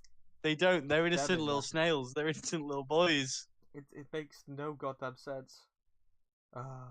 Anyway, I think that does it largely with the unique new areas of this of the unique new bosses of this area. So we could probably get to talk about. I suppose we have the only things to talk about are on the right hand side would be the Mad Flame Village and the ancient ruins. Yeah. the left-hand side would be the tower. I forget what the tower's called. It's like one of the magical towers, The and then Divine the Tower, yeah. academy. Not the academy, not the academy. The manor. I think that we should probably save talking about the Divine Tower for when we get to Rani, because it links in with her. Yeah, that's fair. Yeah, that's Although fair. it does have, yeah, we'll get to that because FromSoft have another trope, and it's bosses that run the fuck away from you. And all I can think of, Oh my god, I hate it. I don't mind them backing off, come in again with like a new like combo, but I hate when they just run. that might be my vote for like one of the worst designed like dungeonish areas in the game, because I like the concept of it entirely. But they just span the area with like hands, with the soldier dudes, that the knights that thing summons, and it can just spam arrows at you and insane magical projectiles in general. Oh, it's madness. But we'll get to that. We'll get to that. Frenzy Flame Tower. Is that? Oh, Frenzy Flame Village. That's it. Yeah, it's the Yeah, same thing. It's that the tower is in the village. yeah. I didn't really do too much with the Frenzy storyline. I ain't gonna lie. I For my first two playthroughs, I didn't even find that village. Had no idea it was there. It's tucked in a really weird place, to be fair. It like because that area on the map looks like it's always reachable, but you have to, Yeah. isn't it? You have to go around the back to get up to it. Yeah, you do. It's like it's a weird way. You have to go forwards to come back, which is a Yeah. very. It makes sense when you have to do it. You have to like go forwards past it to come back down to it. I know a bit of a strange way to explain it, but that's the only way I can think to Yeah. explain it. So I don't really have too much to say about this. I mean, you've got the frenzy soldiers that are there. Shibari's Shibari has like a thing there as well. Like it's like a part of his quest line, I think. hmm You could be invaded. I think Vike does as well, doesn't he? Yeah. That was patched in actually. And no one really knew why he invaded. Um, but I think it was something like you have to kill a specific boss and it happened, but no one figured out which boss it was because there's like 200. I honestly couldn't tell you. I've not done that. I barely ever go to the east side of Liurnia at all, the right hand side. I Yeah. very rarely go there, except for the turtle pope. So I actually couldn't tell you anything to do with that area really. It's mad. It's a location that sounds like it should be far more important than it actually is, but you get there and it's just sort of like, oh, okay. There's an Erd tree there. That's about it, really. But yeah, that's that. There isn't really. Suppose do we just go onto the manor, because that is like the meat of this area, the manor and the academy. Yeah. What did you think of Caria Manor? Manor I enjoyed, but it once again had that very unexplained mist, which I didn't mind too much in this area. But at the same time, what I did hate was it was the same thing that I hate about the depths in Dark Souls 1. Yeah. Is wherever you go, almost every single item is a trap. Which if you do the manor early in the game, every single trap will one-shot you. So if you go there when you get to Liurnia, which you can, but you're not meant to, because you're meant to find out about it later and go back to it. It's always one of the If you first places find I go to. yeah, if you find it first, every single trap in there will kill you. Which means if it's your first playthrough, it's your first time going in there, you're probably going to rage quit at that spot, because there's you can't figure out a way to go forwards. Oh, the goddamn, like the first time I went there, I shat myself. Not even kidding. The hands. Like when you see like the small ones, it's like, okay, that's fine. But then like literally the entrance of it, there's just that giant hand on the wall, just there, and my brain's like, that fucker's gonna come down. That fucker's actually gonna come down. And you take 2 steps in there, and about 5 of them jump out of the floor. I'm just glad that they're not hard to kill. they're more like an intimidating thing to look at than anything else, but they freak the fuck out of me, and I don't know why. Like, if they put like a giant spider in the game, that would scare me less. There's something about it that freaks me out, and I can't put my finger on it. Again, I don't like how they have no armor. These are just fleshy beings, but they have so much poise. They do. It's fucking freaky. I agree with you on the traps, especially as you go up the manor. The amount of times when you walk across the bridge and then there's like those spirits that summon right behind you, or there'll be those things on the floor that fire like knife projectiles at you the second you walk past them. Which means that literally the only thing you can do on your first trip around there is just to run through it and then take them all as they run across at you for the bridge. Because there will be an archer behind you, or there will be a guy that can backstab you. And they keep respawning, or am I imagining that just because there were No, so many of them as I kept? if you don't take them all out within a certain amount of time, they come back. Okay. It's horrendous. But I think the bulk of Caria Manor is okay. I have I have my issues with the dudes that spawn like that. It's just fortunate that it doesn't take too long to get through it. And then you've got the eventual boss of the area, but the actual layout of the manor is fine. I think the only issue is that it's got that streamline issue again, where it's incredibly easy just to walk in the direction that looks like the right way to go, and you'll get to the end of it in like 5 minutes. But the boss of the area, I think, is just okay. I hate the fact that is it Loretta? Yeah. I hate the Yeah, fact... Loretta. She's a recycled boss. Yeah. I hate This is her... one of the few times I'm kind of okay with the fact she's recycled, because they do at least give her new moves when They you do. encounter the real Loretta. Thing is, though, Loretta here. So her archer attack, her bow and arrow attack, absolutely fine with. That's fine. Her the casual knife magic projectile attack, fine with once again. All good. Thumbs up there. It's the big blast attack, fine again.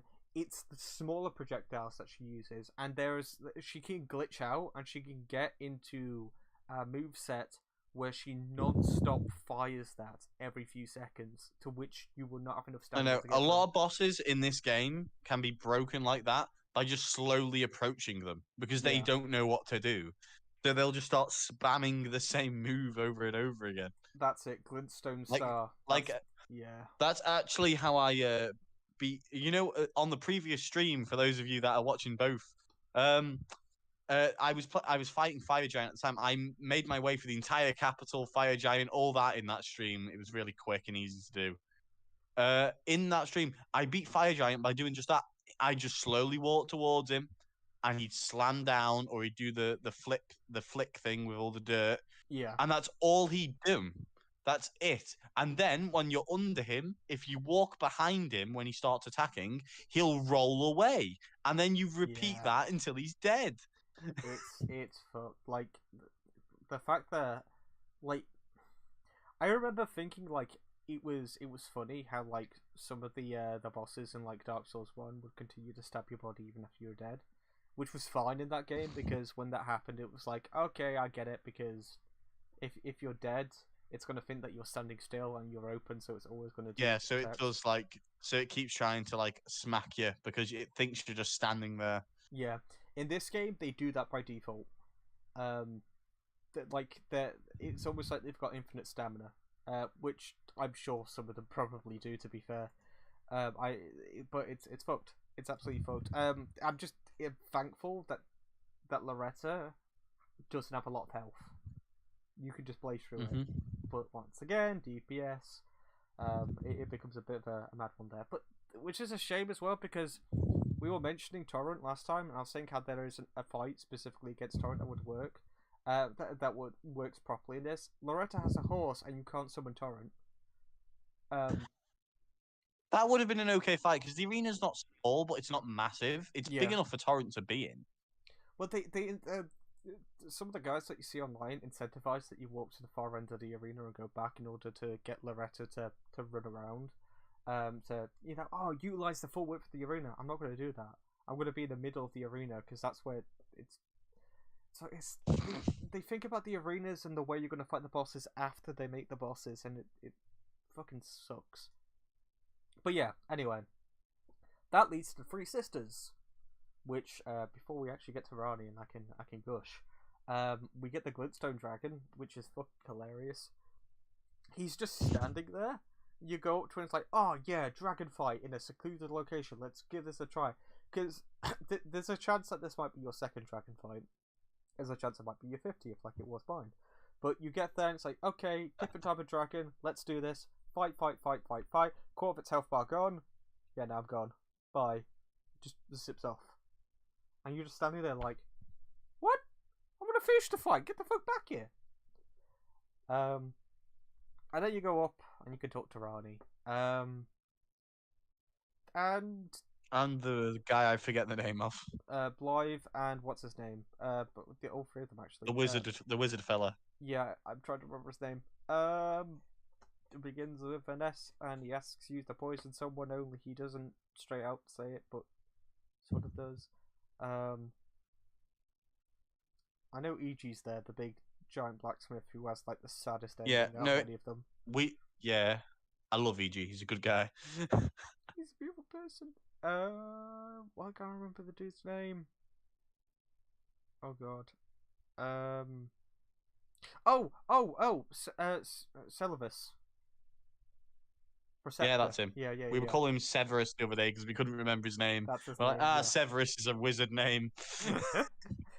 So I'll say we can talk about Rani's questline now, I suppose. I think like the introduction to it, I like the proposal she gives you. I like that. What I hate about her introduction, and it's probably like one of the only things that I actually despise about questline, is the fact that it locks you into the tower until you've talked to everyone and exhausted their dialogue.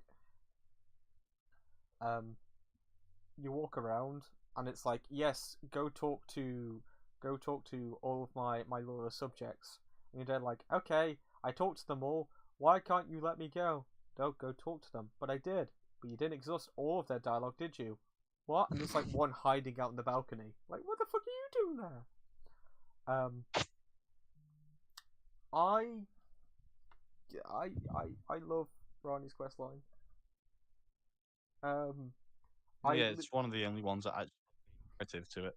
Yeah, I mean, it's kind of awkward how I think that so much of the lore for the base game has been shoved into Rani's questline, because when you actually go around playing the main game, you don't get anything from it. You don't get a narrative or a motive. In Rani's questline, she doesn't just say, hey, I want to do this, can you help? She gives you an excuse to help her. She gives you a motivation to do it. She says that her opening line is fucking beautiful. She says, "What's it? I am the witch Rani. I stole death long ago." She exposits. She exposits in the best way possible, right? Because she flat out tells you that her plan is for everyone to move on from the current state of affairs, to move on from the way the life and death cycle works at the moment, because everyone suffers because of it. What's the exact thing she says? She says, hang on, I've got this. I am the witch Rani. I stole death long ago and search now for the dark place. Her dialogue is so extensive as well. You could actually you learn so much just by reading her dialogue alone without actually doing a questline. It's beautiful. But yeah, basically her plotline is that she wants to create a world where instead of focusing all the efforts on restoring life and death to the world, they move on from that and they put all of their efforts into basically an exhibition of a lifetime. Go to space and just Go to space, fix things. yeah, essentially create a better universe, create one that isn't at conflict like the way it is. And it's like, yeah, no, fuck it, because the best motivation is given to you at this point. The fact that in order to get to Rani, you would have to have fought a few bosses. You didn't have to, but chances are you would have fought a bunch of shit at that point, would have seen the state of the world. The motivation is given to you through the world itself for Rani's quest. Not even the main narrative does that. Also, Rani's just the most compelling character in the entire game. I know people are going to say Blythe, but I think that Blythe is compelling through Rani. Because his questline is that he's sort of like her lapdog, essentially. She was cursed to have Blythe as a companion, whether each other liked it or not. And it was sort of she used that against everyone. So was it that like Blythe distracted the shit ton of people whilst everything was happening with Queen America, and Rani went in and stole Destined Death from Malika? Not Malika, sorry, Malekith. Pretty sure that was it. Honestly, I couldn't actually tell you. But it's something like that. I love it because Rani just contextualizes like why life and death happen in the world. It's fucking stupid that it's through Rani's quest that happens. But yeah. Big old smile on my face. EG's a good boy. Sylvanas is like a great morally grey sort of character. You don't really know what sort of side he's on. I think the only issue is that he's the only character out of the bunch that doesn't really have an ending. I think he just dies. I think that's his ending. He does. I'm pretty sure you kill him. Yeah, probably. Okay, we're not going to talk about the entirety of Riley's quest because we're going to talk about Nokron at some point. But for this time being, you go there, you talk to her, and she says, "Okay, I want you to find and locate Nokron," and then eventually through talking to several NPCs, because guess what? She incentivizes you to explore the world and talk to NPCs and learn about them and pay attention to them. Hey, main quest. Hey, would you like me to do that? Would you like me to go around and talk to people and learn about things? No? You just want me to get to the end? You want me to sit in the chair? That's all you want me to do? You want me to sit in a fucking chair? Okay, game. Fine. Sorry. Rani incentivizes you to go around talking to a bunch of people, and they basically eventually say, "Hey, could you go and deal with Radahn?" Radahn is holding back the fucking stars. I'm just there like, oh, okay. How? Gravity magic, son. Gravity, okay. But seriously though, how? He's holding back the stars. Is he holding back the rotation of the planet or the sky?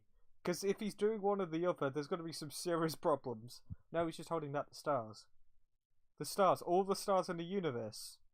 In the universe. He's holding them all. Are you being serious here? Yeah. This is what he's doing. Okay. And when you defeat Radahn later on, we'll get to it. But when you defeat Radahn later on, one of the stars is meant to, like, land in orbit and crash into the ground. A star. A star. Yeah. Like, this isn't a meteorite. It's a star. It's a star that ripples the fucking ground hard enough to open up this giant underground city, like a quarter the size of the map, and everyone's just like, oh, well, that happened. Okay, but yeah, we'll talk about that when we talk about Caelid and Nokron. But for the time being, just know that I think one of the best parts about Riley's questline is the fact that she tells you of your objective, your end goal, and why you want to do it, the motivation behind it, and she basically says, could you learn about it? Okay, how would I do that? Maybe go talk. Maybe go talk to a few people that maybe investigate, talk to a few people. She actively gets you to go out and seek out NPCs, talk to them, learn about the world, look at the world building in general in terms of environmental stuff. It's great. It's what the game should have been, and it's why I think that Rani's quest line is actually better than the main quest line, because at least I know what's going on. Yeah, that's Anyway, fair. Like the main quest doesn't really tell you much. Let's yeah. carry on. Academy. Shall we talk about how you get to the academy and how fucking stupid it is? The first time I went there, I accidentally went there. I went through a teleporter. I don't remember which one it is. It's the one that puts you right in front of the main gate. And Yeah. I'd literally only started the game. I touched his teleporter. I walked down that ramp, and one of those knights hit me once, and I died. I had no idea where I was. I had no idea what was going on. So it's really goddamn stupid because you can either get there for a teleporter in Limgrave, or you have to get a map at the entrance, and that map informs you that there is a key. Now, if you have a look at the map, it looks like nothing that's actually on your world map. Period. Okay, we have to do some environmental searching. We have to search for something in the world. The actual location looks nothing like what's on the map. And what's even funnier is it's guarded by a dragon who has another epic opening. You can just ignore him. You can just grab the key and walk away. And he's just like, oh, okay. Oh yeah, I've never fought that guy. I just walk in, grab the key, and leave. He's just there. Yeah, I think he's like the first one that deals lightning attacks, I think. Isn't it just pure arcane he does? Or am I it- wrong? I'm probably wrong. No, you might be right. But he's just he's there, and I think I'm pretty sure he's got like the smallest aggro limit as well, because the second you walk out, he will just teleport back. So yeah, there's no point to deal with him. But it is just placed in the weirdest position, because once again the map looks nothing like it. But yeah, you get to the academy. What did you think of the academy?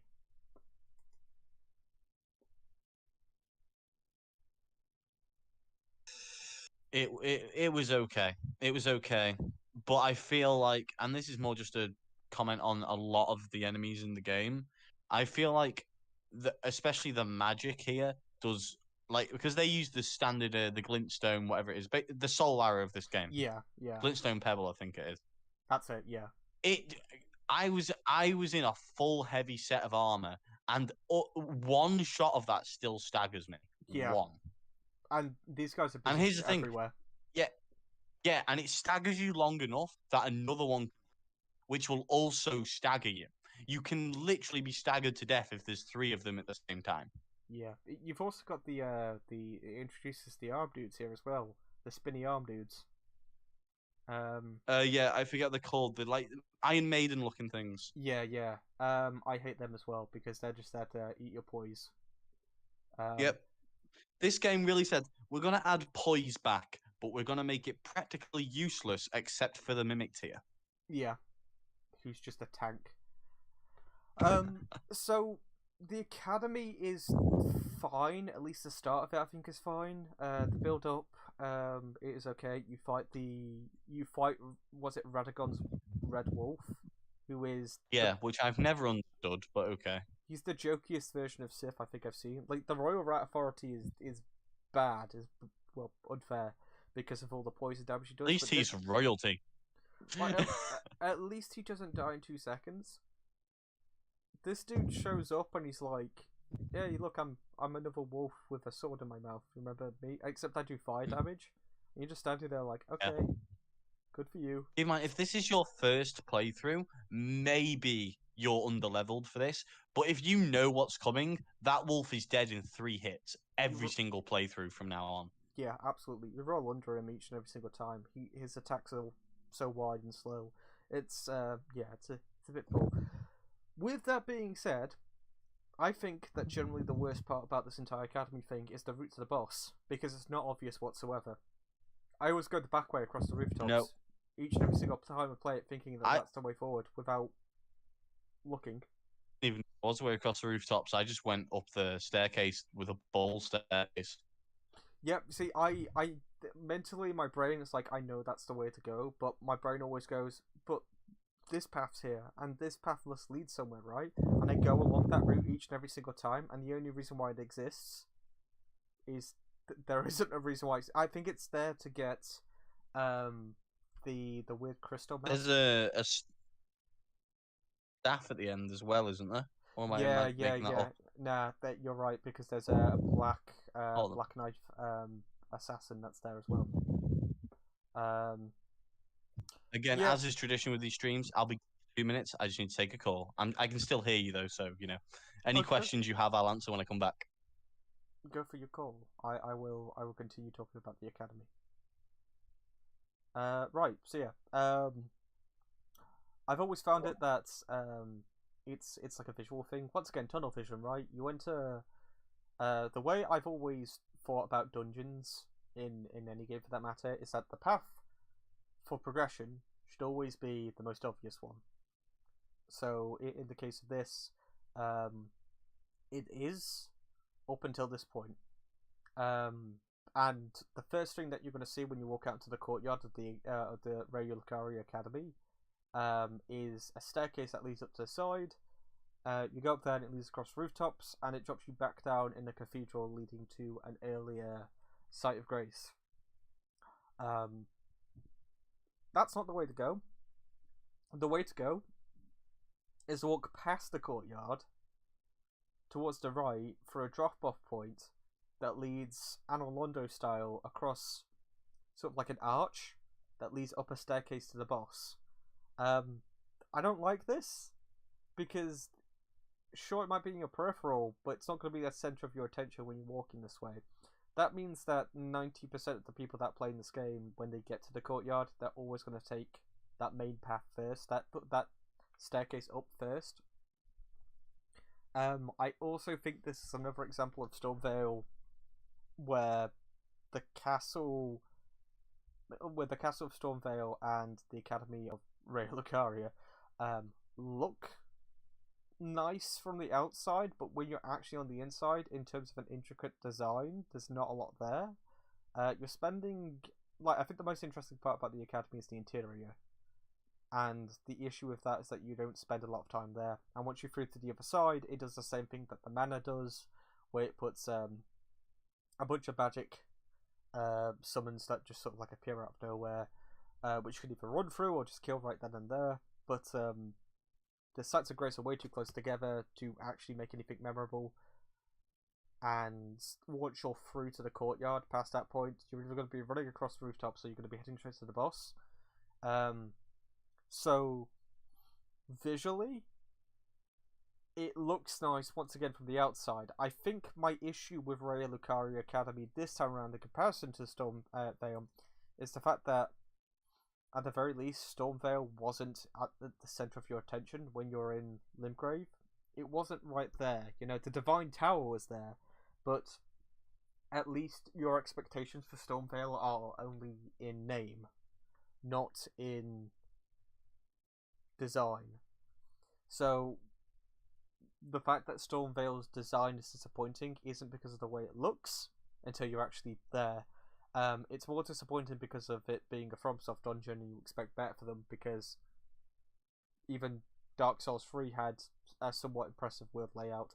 Not the greatest, but still in comparison to this, way better. The Academy is impressive from the outside. It's, in fact, once you go through Stormvale, it's one of the first things you're going to see is the Academy, the Manor, and the Divine Tower. Those are the three things that are going to be in focus the second you get out to Liurnia. So, you'd expect the Academy to be this big deal. So, to make it A, incredibly straightforward and almost empty on the inside, and B, completely avoidable, once again, like Stormvale, is just beyond disappointing. We're going to talk about the boss when Jack gets back, because I'm really intrigued to get his thoughts on this, but I will say this right now. The Mimic tier decimates this place, especially the boss. In fact, it's entirely possible that if you've got the Mimic tier at this point, or even if you've just got a standard spirit like Oleg or something like that, you're probably not going to see the boss's second phase at all. It's that embarrassing. Which is a shame because I think that the idea for the boss is intriguing. In fact, the boss's attacks, when we once again when Jack comes back, we'll talk about it. The boss's attacks are kind of what I expected the Ash Spirits to do, but we don't get that here. It's awkward. It's incredibly awkward. But hey ho, it's not the worst thing in the game. In fact, I think it's actually one of the better bosses. So that should probably tell you how I feel towards most of the bosses in this game. The fact that this is a boss that I don't hate, but I think is just okay, is one of the best bosses in this game. That's the world we live in. That's the game we got. What else is there to mention about Ray Lucaria? Oh, it's shit for magic builds. It's great for getting some magic stuff early on, but the issue is that if you have a magic build, you're gonna have a nightmare there. Magic resist is insane, which means that you're in a constant tug of war with everything around you. Terrible. Even the boss, you'll have a nightmare with if you are a sorcerer build. I know someone who actually had to back out and get a DPS build just to come back and try to take on this boss as quick as possible, just to get out of the way with. It sucked. It sucked real bad. Other than that, it's just fine. A bit more complex than Stormvale, but in terms of a legacy dungeon, disappointing. I think what's even more disappointing is the fact that a lot of the places around it, everything in Liurnia is building up to the Ray Lucaria Academy. You've got people, like one of the first churches that you go to, that you can go to, talks about the academy. There's someone there that goes, "Oh, could you find a way to let me into the academy? I'd love to go." You've got people in towns, in shacks, in villages in loose quotation marks. You've got people, NPCs just about the place that talk about it. I think the only person that doesn't talk about the academy is Rani. And that's probably one of the disappointing things, because Rani is important to the academy, because Liurnia, who is her mother, is her mother. There you go. That's all I really need to say about that. So she pops up in the boss fight for a quick convo, but it's really awkward how she's just there and then she's not, and how she doesn't bring it up either. In fact, what I can do very quickly, which I will do, is if I can do that, I might be able to really quick bump that up, do that, do that.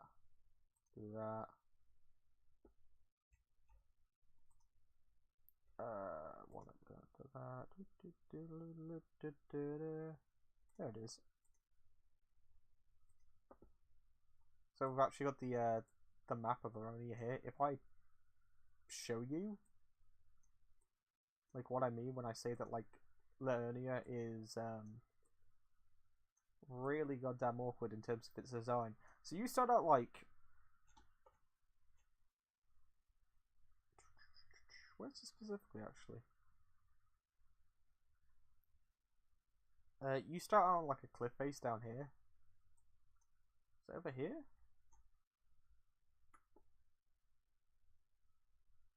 Yeah, it is as well. So you start out right here, and then the first things you can see are so like I'm trying to show you. I know that my cursor isn't showing up, which is really awkward. I don't really have anything to use as a pointer.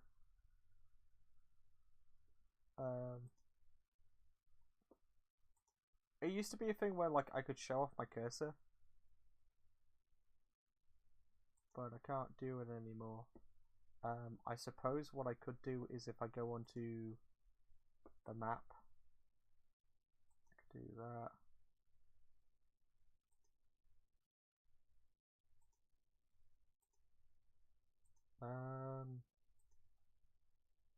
There we go. That works. I can do that. Which means I can get rid of that. Okay. Yeah, you can see this now. So yeah, okay. You start out here. So the first few things that you can actually see are the academy over here, the divine tower over here, and then if we just go up over here, you can see where is it? The manor over here. Now, in terms of a design, even if we zoom out, you can see how much of the lake is like barren. Hello? Yeah, that's what I was saying before. There's not. Oh no, don't worry. I can still hear. It just took longer than I thought. But no, That's to okay. finish my thoughts about Academy, I practically agree. I like the design of the Academy. I feel like a lot of the paths it lets you go down. It goes, and your reward is it's nothing. Yeah. It's really awkward because like there's some good stuff for like magic builds there, but it's the worst place to go for magic builds. Because everything is Because everything's super resistant to it. Yeah. But yeah, Renala is 80% resistant. Yeah. Oh god, let's talk about that, shall we? What did you think about the Renala fight? It's annoying. It's Blink. not even a boss fight. It's to start off with, its first phase, I was sort of like, oh shit, we're doing something unique here. I kind of like this. You listen out for the singing, and then you just realize, oh no, the people that I'm fighting against actively like have like this massive ass halo on their heads. So okay, that's a logic puzzle gone. Right, what else is there? Oh, you kill them, and then Renala comes down. Okay, well at least that's something, right? That's fine. And then you actually do Renala's portion of the fight, and it's like she does Like not to fight a dragon again. like. This is what I wanted to talk about. The way she utilizes ashes and summons. That's what I thought that we were gonna do. That's how I wanted ashes to be. Like Yeah, just like come in, do a powerful attack, and leave. then go. Yes, 100%. And it's so goddamn annoying. But I actually think that her moveset is it's either gonna go one way or another. It's either gonna absolutely fuck up your day, or you're just gonna blink through it. And the first time I did it, I blinked and it was gone. It was fucked up. See, I had the opposite experience where had I don't remember what I had in my first place. What did I have? I had the basic twin blade, I think. Yeah, And if you don't know anything about the twin blade, the first hit does about 30 damage, and it's the second hit does the damage, does yeah. all the damage. Thing is, the moment you hit her, she tries to run. So with a twin blade, the moment you hit her, a lot of the time you don't do any damage to her because she just jumps away before the second hit connects. It's fucking stupid. Mm. It's also to do with like the RNG of it, right? It's like which thing she summons will dictate how easy a fight you're gonna have. So if she summons Yeah. a dragon, If she summons the wolves, easy peasy. yeah. If she summons a dragon, then you are dealing. It's not even like they come in for an attack and then they go. They will stick around for a bit, which means that when the dragon shows up, he will RNG what attack he's gonna do. So either he will stomp, he will fly, or he will do his AoE fire attack. Bear in mind that you can't run away from it here because it'll be summoned way too close. Yep. Also, the Crucible Knights can be summoned as well. I don't understand The why. worst one, in my opinion, is the Bloodhound Knight. I hate Oh that thing. yeah. It just comes out of nowhere. He leaps at you from the get go. The saving grace is that when Renalia defaults to trying to attack you herself, she leaves so much of a room open for you and your Spirit Ash to get her. You can wipe her out in one combo. Oh yeah, once you actually reach her, she's done. She's dead. This is the only time as well where I think that where I think that like a side quest actually intrudes upon what you're doing here. Because when you're actually going after her, Ronnie shows up for the second phase saying, You have interrupted Vernalia for the last time, and now she fear her wrath. And it's like, but you know me, Ronnie. Surely there'll be conflict in the future if this was the case. Never crops up again. Even when you come after Ronnie, when she's a doll later on, when she's another doll, when she's a smaller doll later on, she brings up the Many fact, dolls. many dolls. She brings up the fact that she still knows you. Here, it feels incredibly awkward because I've always met Rani before I've gone off and done the academy. So she's just like, you fucked over my mother, and this is what you get for it. It's like, okay, but when I kill her and I come back, how are you gonna feel? We don't even do that. We don't get a payoff. She just becomes an infinite respec.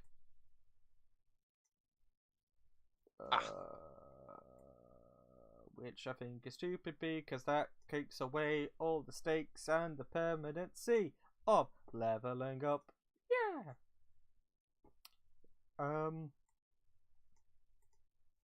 Do we want to talk about things like the Divine Tower now, and everything to do with the what's it called,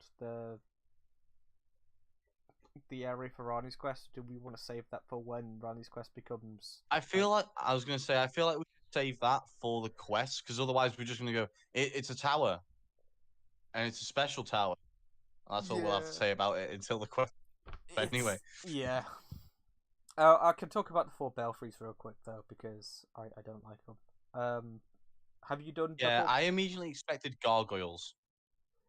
Yeah, to be fair, that's a good point. Thing is though, so the point of the 4 belfries is that they're actually technically it's the 3 belfries and the 1 broken.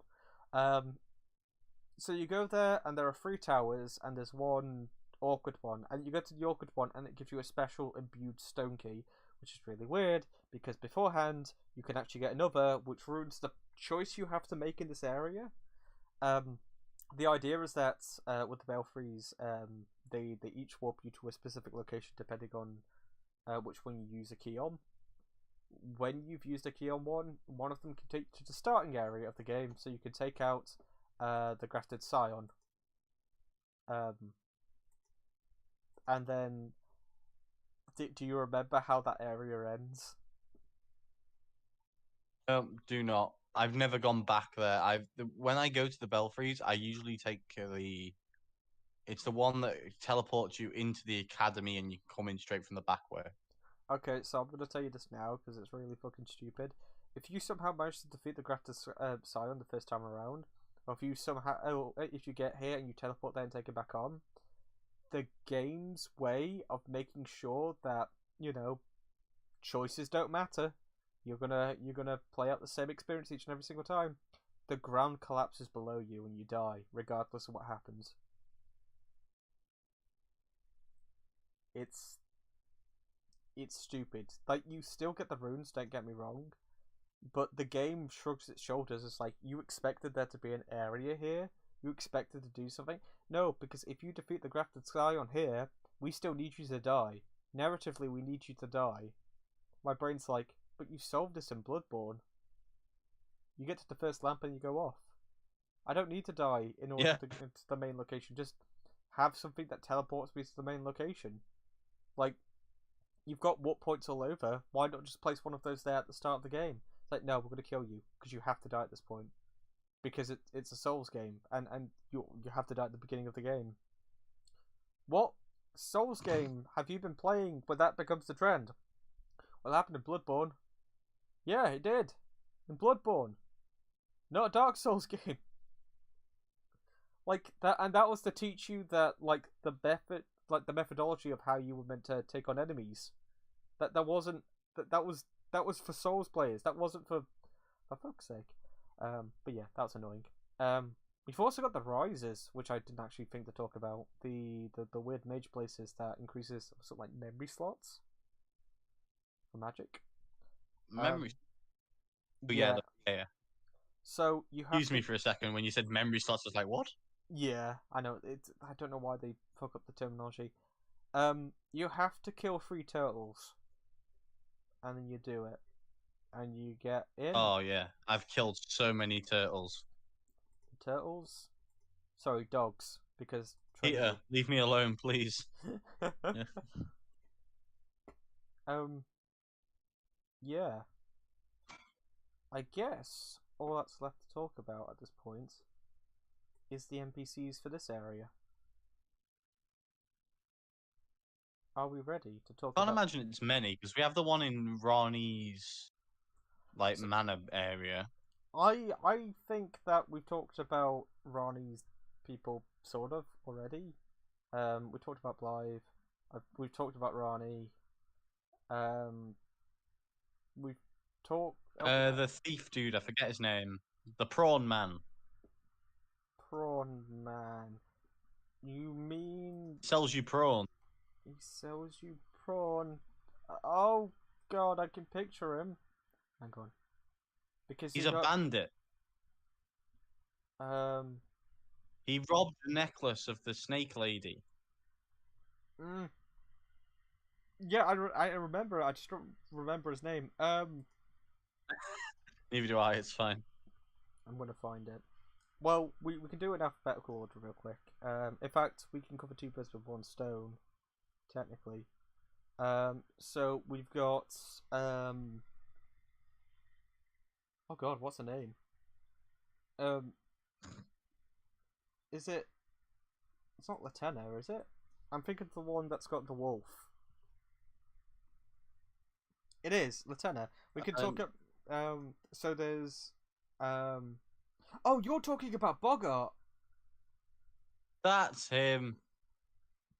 Fucking there! I literally just brought up Liurnia, and my brain was like, oh, him. Right, yeah. Because he stole it from Raya. That's it. That's it. Yeah, he steals it and he just sells it back. He's like, yeah, I don't care about what I've done, but you know, you can have it if you want. Prawn Man. Yeah. He can be summoned for the magma worm fight. I never did. I think he goes to the capital at one point. His quest line is incredibly short from what I remember, because he involves he gives you, isn't it a seedbed curse he gives you? I think that's who you get it from, but I can be completely wrong. You can aggro him as well if you give the dung eater person Sisyphus's potion. See, I actually didn't know that because I've never done that quest line. Neither have I. I've been given the potion and I know of it. I looked it up because I was like, I don't want to end up killing someone using this. I don't want to kill who I thought I had to give it to, put it that way. So I was thankful when I found out that isn't it. But yeah, Bogart's questline intertwines with the Dung Eater. I honestly no. Yeah. The lizard lady from Volcano Manor. Yep, that's true. Raya, that's her name. Yeah, I'm pretty sure that the idea is that you buy the necklace from him, give it to Raya, and then when you come back, he sells you prawns. And he says, yeah. Then later on, I believe you buy crab as well in his second location. Yeah. He basically says that he sees the Dung Eater performing necrophilia. I'm pretty sure that's what he says. And that's it. He evades you with the crabs, I think, as well. You get the seedbed curse from him, though. I know that much. And you can get the omen set from him. I actually quite like the omen. I had no idea where you got it from, but I quite like it. Good stuff. Okay. Good stuff. Good stuff. So moving on from that boy, we can do 2 birds with 1 stone. Albus and Liurnia. So Albus is the person you meet at the little donkey village. Yeah. and Liurnia is someone who links in with his quest line. Who's by Alrighty. the what's the shack called? Slumbering Wolf Shack. That's it. I yeah. don't know what the shack is called, but I know where it is. It's on the left-hand side. She's It's on the got a big west-hand side. pupper, and she's like, "Stay away from my pupper," and I'm like, "But I want to pet it." And then Liurnia just says the dog's dead, and then moves on. Mm-hmm. So the idea is that you go talk to her after doing the cave she's by. She says, "Oh no, she didn't tell you to go see Albus. You go to Albus, and he gives you the Haligtree secret medallion, one of them anyway. And then you go to Liurnia, give her the medallion because it was hers to begin with, and then she becomes a spirit ash of yours. She then says, "Could you take me to? Could you take me to? It's not Altus Plateau, is it? It might be actually. Rhea, she teleports No, you, no, not but I don't Rhea, know not about. Rhea. No, I was gonna say I don't know about Liurnia. Oh, I Um, don't know about Liurnia. I'm trying to remember. Liurnia's not the one without an arm, is she? No, because that's Caelid. You first encounter her, the one without the arm, isn't it? Or am I wrong? Oh, sorry, I've mixed this all up. So yeah, you talk to Albus, he gives you the Haligtree secret medallion, the right one. Then you go and talk to Liurnia. Liurnia says, "Oh, okay, I trust you because you've given it to me. Will you take me to Michaela's Haligtree?" Mm-hmm. Then she becomes a spirit ash for you. You take her to the apostate derelict, in the consecrated snowfields, and she will give you the Sunbet. She'll give you a Sunbet ancient dragon smithing stone. Essentially, there's not a lot to it, which is kind of disappointing because the build up is interesting, at least because you find out that the village has been raided and there's actually a narrative going on there, and that she was from the village and that the people from the village got turned into like decrepit people, like what Albus turns into. So that's pretty cool. We talked about Bogob. Fops. Do you remember Fops? Fops is. I do not. I thought we. Oof. Oof. I do not remember Fops at all. Fops is one of the people in one of the first churches you go to. In Liurnia. The wizard. The dude that goes, "I want to go to the academy." Wizard man. Yeah. Yeah. I completely forgot about him. I thought we were going to move on to someone like Dialos next, the guy with like the cool armor. He moved to the round table, so technically we've already talked about him. Oh yeah. I forgot we talked about him already. God damn it, Dialos. I know, it's why I'm sort of like talking about when they first become relevant. It's really weird. But we're getting through them. Yeah, Fops. He asks if you can take him to the academy, if you can get him into, or find. I didn't even know. Yeah, you can give him the glintstone key for the academy, and then he shows up. Is it by the wheel? You know the weird wheel in the academy. That's. Yeah, where you have to fight the White Walker looking thing. Yeah, that's it. And that's pretty much his entire quest. I think he gives you a bell bearing. Oh yeah, he dies. He dies because of that White Walker thing. I think he ends up dead in like the schoolhouse immediately after he finds that White Walker thing. So he goes there, goes, "This is a weird looking thing," and then he just dies. Anyway, so that's Fops. God, that's how short a lot of these quest lines are. Heta, the blind woman. Give me your Yeah, but isn't Heta like? Isn't Heta she's the one that took the body of Thingy, isn't she, from the Weeping Peninsula? The girl from there. Yeah, Irina. Yeah, again, this is why Destined Death is needed in this world. Yes. She's also linked with the Three Fingers. So you Yep. follow her through a quest line, and eventually she will be found underneath the royal capital with the three fingers. Yeah, and then when you exit the room, that she's, I believe she's either dead or she's just sitting there laughing. And then you get to pick up the Frenzied Flame Talisman, which turns the Frenzied Flame incantations from absolute jokes that don't do anything to absolute nuclear weapons. Yeah, it is. It's a bit fucked. So I haven't actually done the frenzy flame stuff, but I've encountered people that have done that shit. I've not gone all the way to the bottom of the sewers, but I've done the first like half of the quest line. It feels like it's a different narrative to the game. It feels like something that someone is just doing because there's two versions of it. Because if you know about Kale's deleted dialogue, do you know about that at all? Yeah, yeah, Yeah, where basically the merchants can use the frenzied flame, but they choose not to for some kind of religious reason.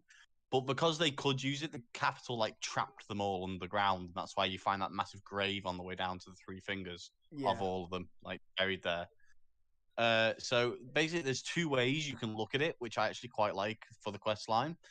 From Kale's perspective slash Carle, in English it's Kale. That's how it is. Sorry. Yep. That's how I see it. So that's how I'm going to say it. Is his way of seeing it is you should burn the world because look at the world that's left in like the forgotten land, whatever it's called. What's it called again? I The always lines get this mixed up. between. Yeah, the lands between. That's the one. Basically, he goes, look at the state. He basically goes, look when he finds all that out. He goes, look at the state of this. What is the point? What is the point of this place anymore? We might as well burn it to the ground. Of let's do it for the fun of it. So from a role playing perspective, an RPG perspective, it's quite fun. Of you could choose one of two options in your own head. Say you're either doing it because your character is insane and they're evil and they want to do it, or that your character is in agreement with that the world they've played through so far is an absolute hellscape and simply shouldn't exist anymore. Bear in mind though that when you're doing that, it's the player that's receiving the credit, not the game. No, I know. Yeah, I know, I know. it's that's why Rani's quest works because it's written. It's there. There's a Yep. narrative. But yeah.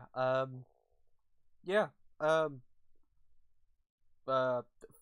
Weird introduction, kind of like it. Creepy. Continues to be creepy throughout. There's an actual ending. Um. But I wouldn't say that a lot's explained, and that's probably the thing that's like okay. Um. You probably haven't encountered this one. Job on. I know of this man. He's a beautiful little fella in Jarberg. He is. Beautiful guy. Okay, so you have. Wow. Yeah. I've not finished his quest line because I've never finished Alexander's quest because I don't know where he is ever. So He's. I've So, never finished the quest. so he bounces from. So if you go to Kalid, you fuck up Alexander's quest from the get go, and it's stupid that the game does that. But you meet him in Limgrave, then you go to Kalid, and then you go here, and then if you destroy any of their jars, they all get very very sad or angry. Jar Baron, Baron. I'm going to call him Barn because that's Yeah. he's the only hint, besides from Rani, that there is a world outside the lands between, and that's because he mutters about it in his sleep. And it's like, oh my god, are you telling me that there is world building in a video game? What is this madness? He doesn't he go to Volcano Manor? Am I just imagining that? I honestly couldn't tell you because I've never done his full thing because he was added in 1.3. Yeah. So I couldn't tell you. I'm pretty sure that he goes after you kill Rykard. Because I have done this quest line and I seem to remember it being like, I can't remember what he gives you. It's definitely tied to Alexander's quest line though. He just wants to be I a assume warrior. it would be a living jar shard or something like that. Yeah, probably. No, pardon me. Yeah, he's a good boy. I like him. It's one of those things where like when with quests intertwine, I like that because at the very least it means that you get a lot out of it. I just don't like it when doing that locks you out of other NPC's quest lines. Um, Not encountering Alexander in Limgrave does that, but at the same time, not encountering Alexander in Limgrave locks you out of Alexander's quest line, so it's a 2-for-1, which is fine. It's all good. Up next we have we've already done Latina. Patches. Oh, yeah, he moves. He does. He does the big old move. Yeah, he's a gimmick, right? So at this point, my one of the things that I always struggle with whenever I encounter Patches in the game is that he is literally the same character across all iterations, and has very Even little... when he's a spider. even when he's a spider. It's really awkward as well because it would be really nice if one of these games actually went, you know what, we're actually going to give Patches like a full fleshed out narrative. Like, wouldn't it be cool if you got to the end and it turns out that Patches has been working behind the scenes this entire time to overthrow you? And, like, he's building you up to be in power, and then he's just there to stab you in the back at the end or something like that. I kind of would have liked that because that's in line with his character, and that would be something that he totally does. But he's never done that. Not once. He's only there to kill you to take your stuff. And this is probably the worst example of it, because I think out of every iteration of Patches, he does absolutely nothing in this game. It's a joke boss fight, which made me laugh, and then the only other time when he becomes His relevant... shop isn't even useful if our memory serves. No, it's never relevant. I think the only thing that you get from it that's of use is another stone key. Other than that, he shows up at the Radahn fight, and that's the other joke thing about it, is the fact that he shows up at the Radahn fight when you summon him, and then he just... it says that Patches run away.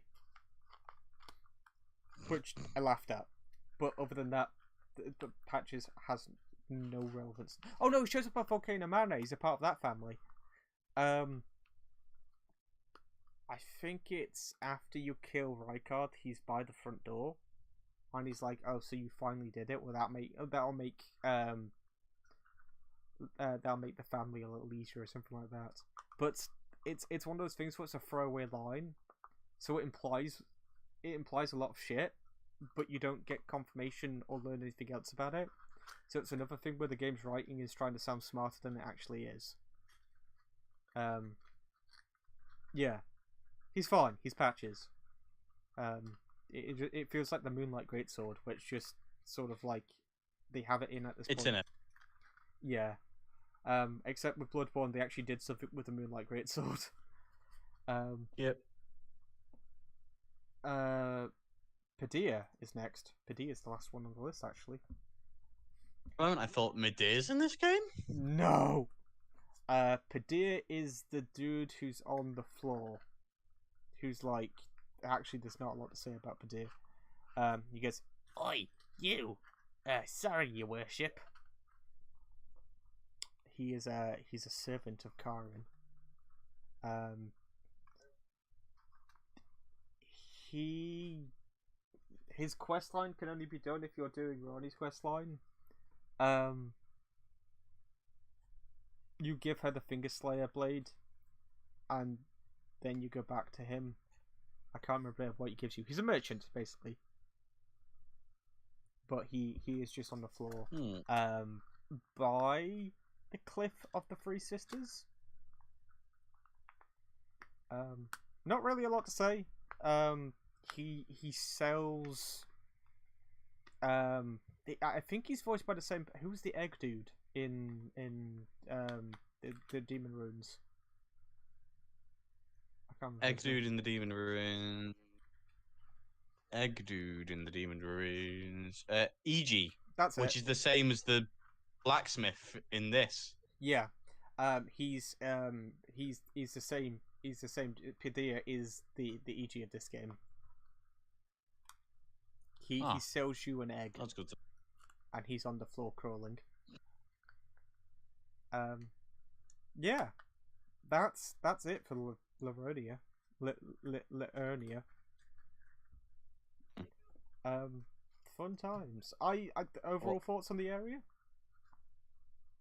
Overall thoughts? I'd say it feels very much what it is. It feels a main like early area, like the bridge. It Yeah. literally feels like people know a bridge in a song, the part between the verse and the chorus, the little instrumental that happens, a literal bridge. It feels like that. There's not much there itself, except for like the two areas on the side, because everything on the right hand side, except for the Frenzied Flame Tower, was added post release. Yes. So basically they had so if you're looking at it as how it was when it released, the entire left hand side is completely fleshed out. The lake is just a lake with a legacy dungeon in the middle of it. And then the right hand side at the time was completely empty except for the Frenzied Flame Tower. Yeah. So it feels very much like exactly what it is. It is a bridge area. It's an area that basically goes, okay, we gave you free run of all these beginning areas, but you have to come through this area. Yeah. Um. I think that Liurnia is the first place in the game where the cracks start to show for me.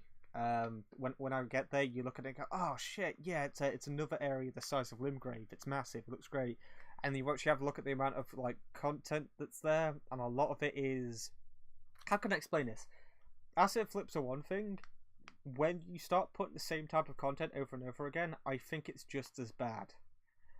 So you can design like the routes going to these places in any which way you want, but at the end of the day, if you're performing the same activity, my brain switches off, and the amount of churches that are here, the amount of Yeah. Evergales, the amount of catacombs, dungeons, even the Erd Again, though, trees. here's the thing. Why is the dungeon, again, I brought this up at the very beginning, why would you put a main upgrading item? This isn't just a stone. This is the item that allows you to buy stones, like the ashes in the previous games, right? Yeah, Why is that not on the main path of the game? yeah, 100%. There's a lot of shit like that here where the locations for things feel like they're plopped. So like once again, the academy, Yeah. it's just in the middle of the area because it is the most important thing of the area. Fine, but that still doesn't explain why it's positioned where it is. The free All right, something I didn't want to do this, but I'll do it anyway, even though it'll make people mad. Because I'm now going to be talking very briefly about a Bethesda game. You know, Skyrim. No, here's one of the few good things about Skyrim, right? Okay. But to be fair, it's not really Skyrim lore. It's more lore from the Elder Scrolls books that they had to put in the game, or the game wouldn't make sense. Yeah. The College of Winterhold. Yeah. Why is that where it is? Well, there used to be a massive city there. It used to be the capital, which is why that's where the academy is. However, there was a huge natural disaster after the events of Morrowind, which is a previous game, so it ties in well. Yep.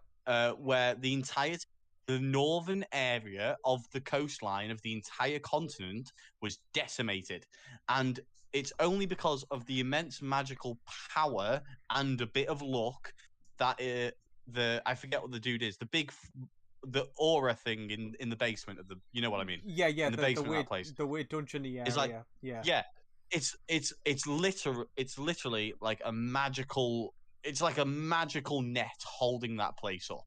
Yeah. My point is, that there is a reason there's a town there. There's a reason it's a tiny town with a huge academy, and there's a reason the academy is placed there and in such a strange position. Yeah. That is one of the few things I will give that game credit for, is when it comes to stuff like that, it actually explains why it happened. Yeah. In this case, why is it there? Because surely, like, if you go in with real life, Oxford. Where is Oxford, Scott? What city is it close to? He's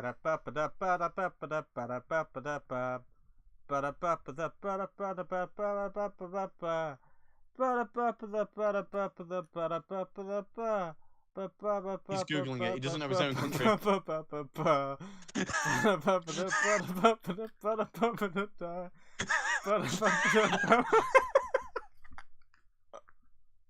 I don't know about you guys, but I think he's pulling up a map.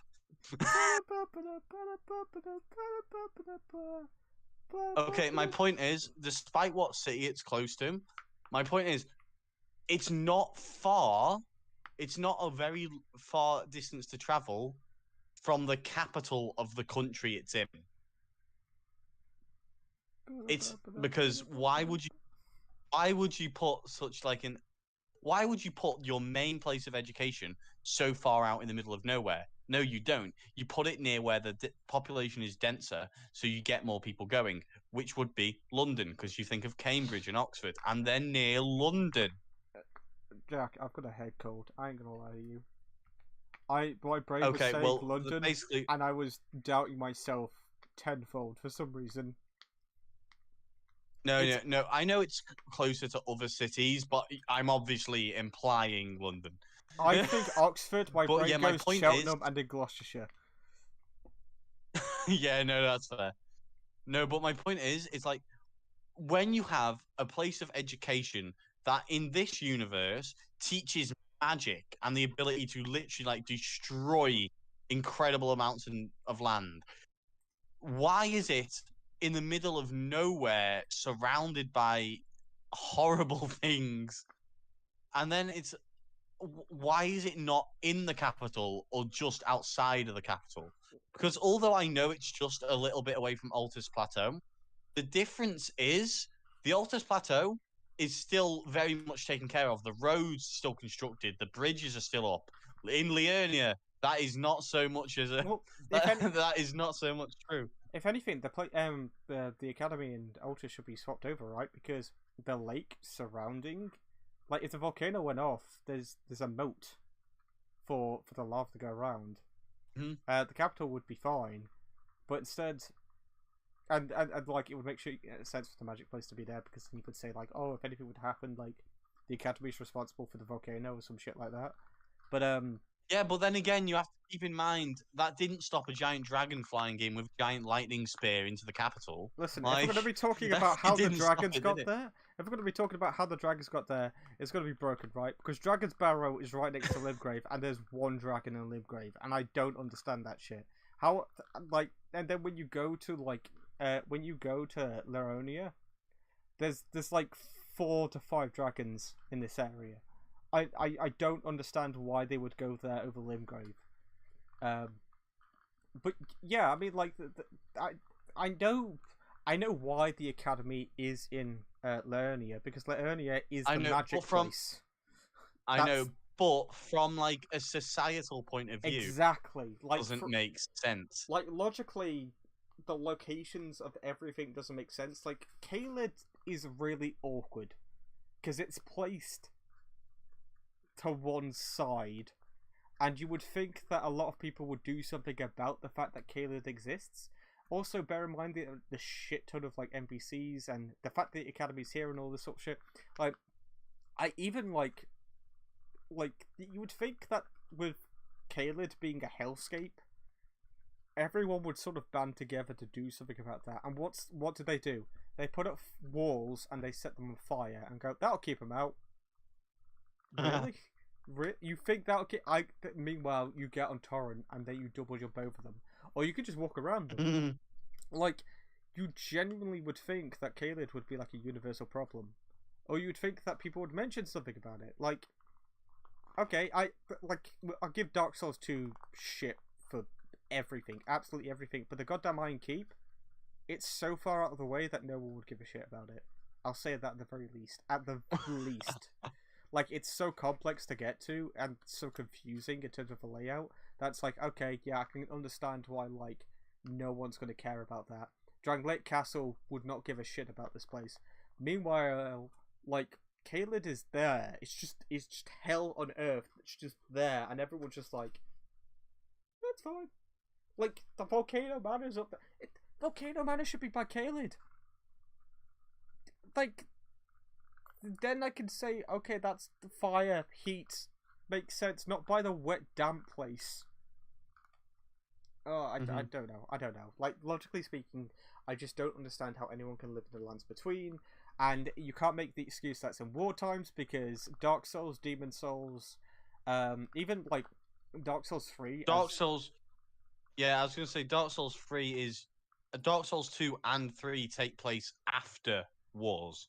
like Yeah. just after like giant wars.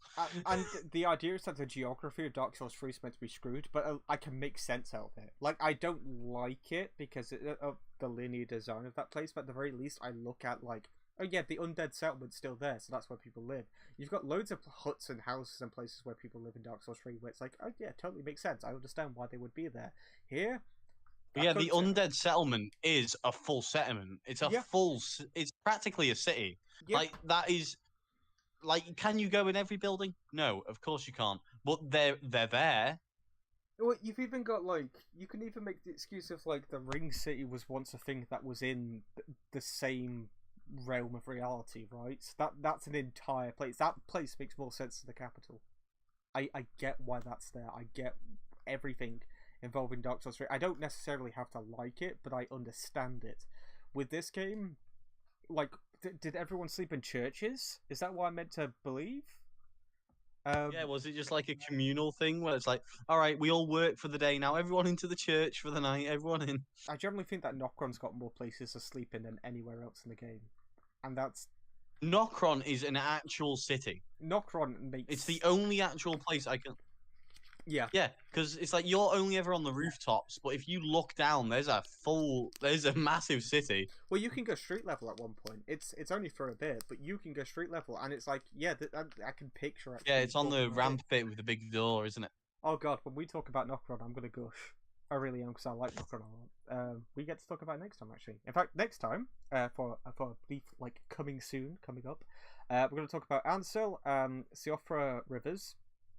I know a lot more about them than I do the quest lines in Liurnia, so I can say more about the quests there. I like them more than the overworld stuff. That doesn't necessarily mean I think they're great. I've got some issues with them, but I really like some of the bosses that we're going to talk about there. Apart from one, which I think that you and I share an opinion of, a specific stone-based, mad, poison-spewing arsehole.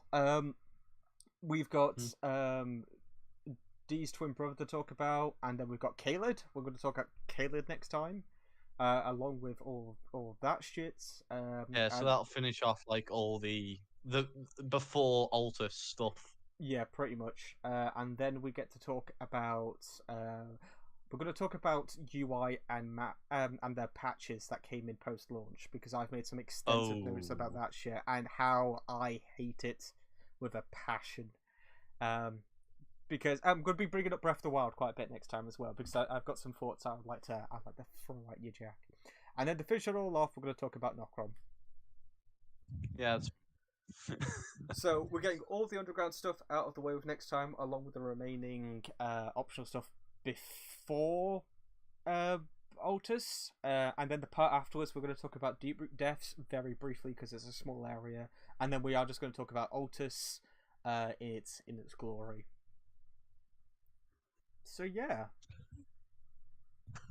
glory in the weird quotation marks. So that's that. We got through that fairly decently, I think. We talked about a lot this time around as well. Yeah, that went through quite nice. So okie dokie. Have a good night, everyone. Don't do drugs. And stay tuned. It's okay to dislike parts of games. It is. If I've planned this out correctly, I'd probably say we've got 4/5 parts left. So, yay. But we're going to get a lot of the optional stuff out of the way with in one swoop next time, which would be good. And then once we're past out, we're going to talk about the likes of Altus Plateau, followed by a fun little segment where I'm basically just going to turn to Jack and I'm going to tell him everything about the narrative that I have in my head, because I have actually memorized a shit ton of stuff about the main narrative, and I'm actually going to spew it at you. I'm much more of a, how do I put it? When it comes to games like this, I just love building characters. I'm one of those people. So it's like I don't even I've still not finished the game. And here's the thing, I am at the end of the game. Yeah. I've just not finished it. Which is why it's going to be fun when I start when I start throwing shit at you before we talk about the capital Vash. I have actually got a section planned here where I'm going to It's Always Sunny, like mad whiteboard style rope. It's Always Sunny in Farah and Missoula. It is. I've got some really fun shit to share with you that I've learned after my many playthroughs and all the lore shit that I've built up. So I am just gonna put there's a section designed to make you go crazy. I have designed a section that will make you insane. So that should be fun. But yeah, Yeah. have a fun one, and Bye, people.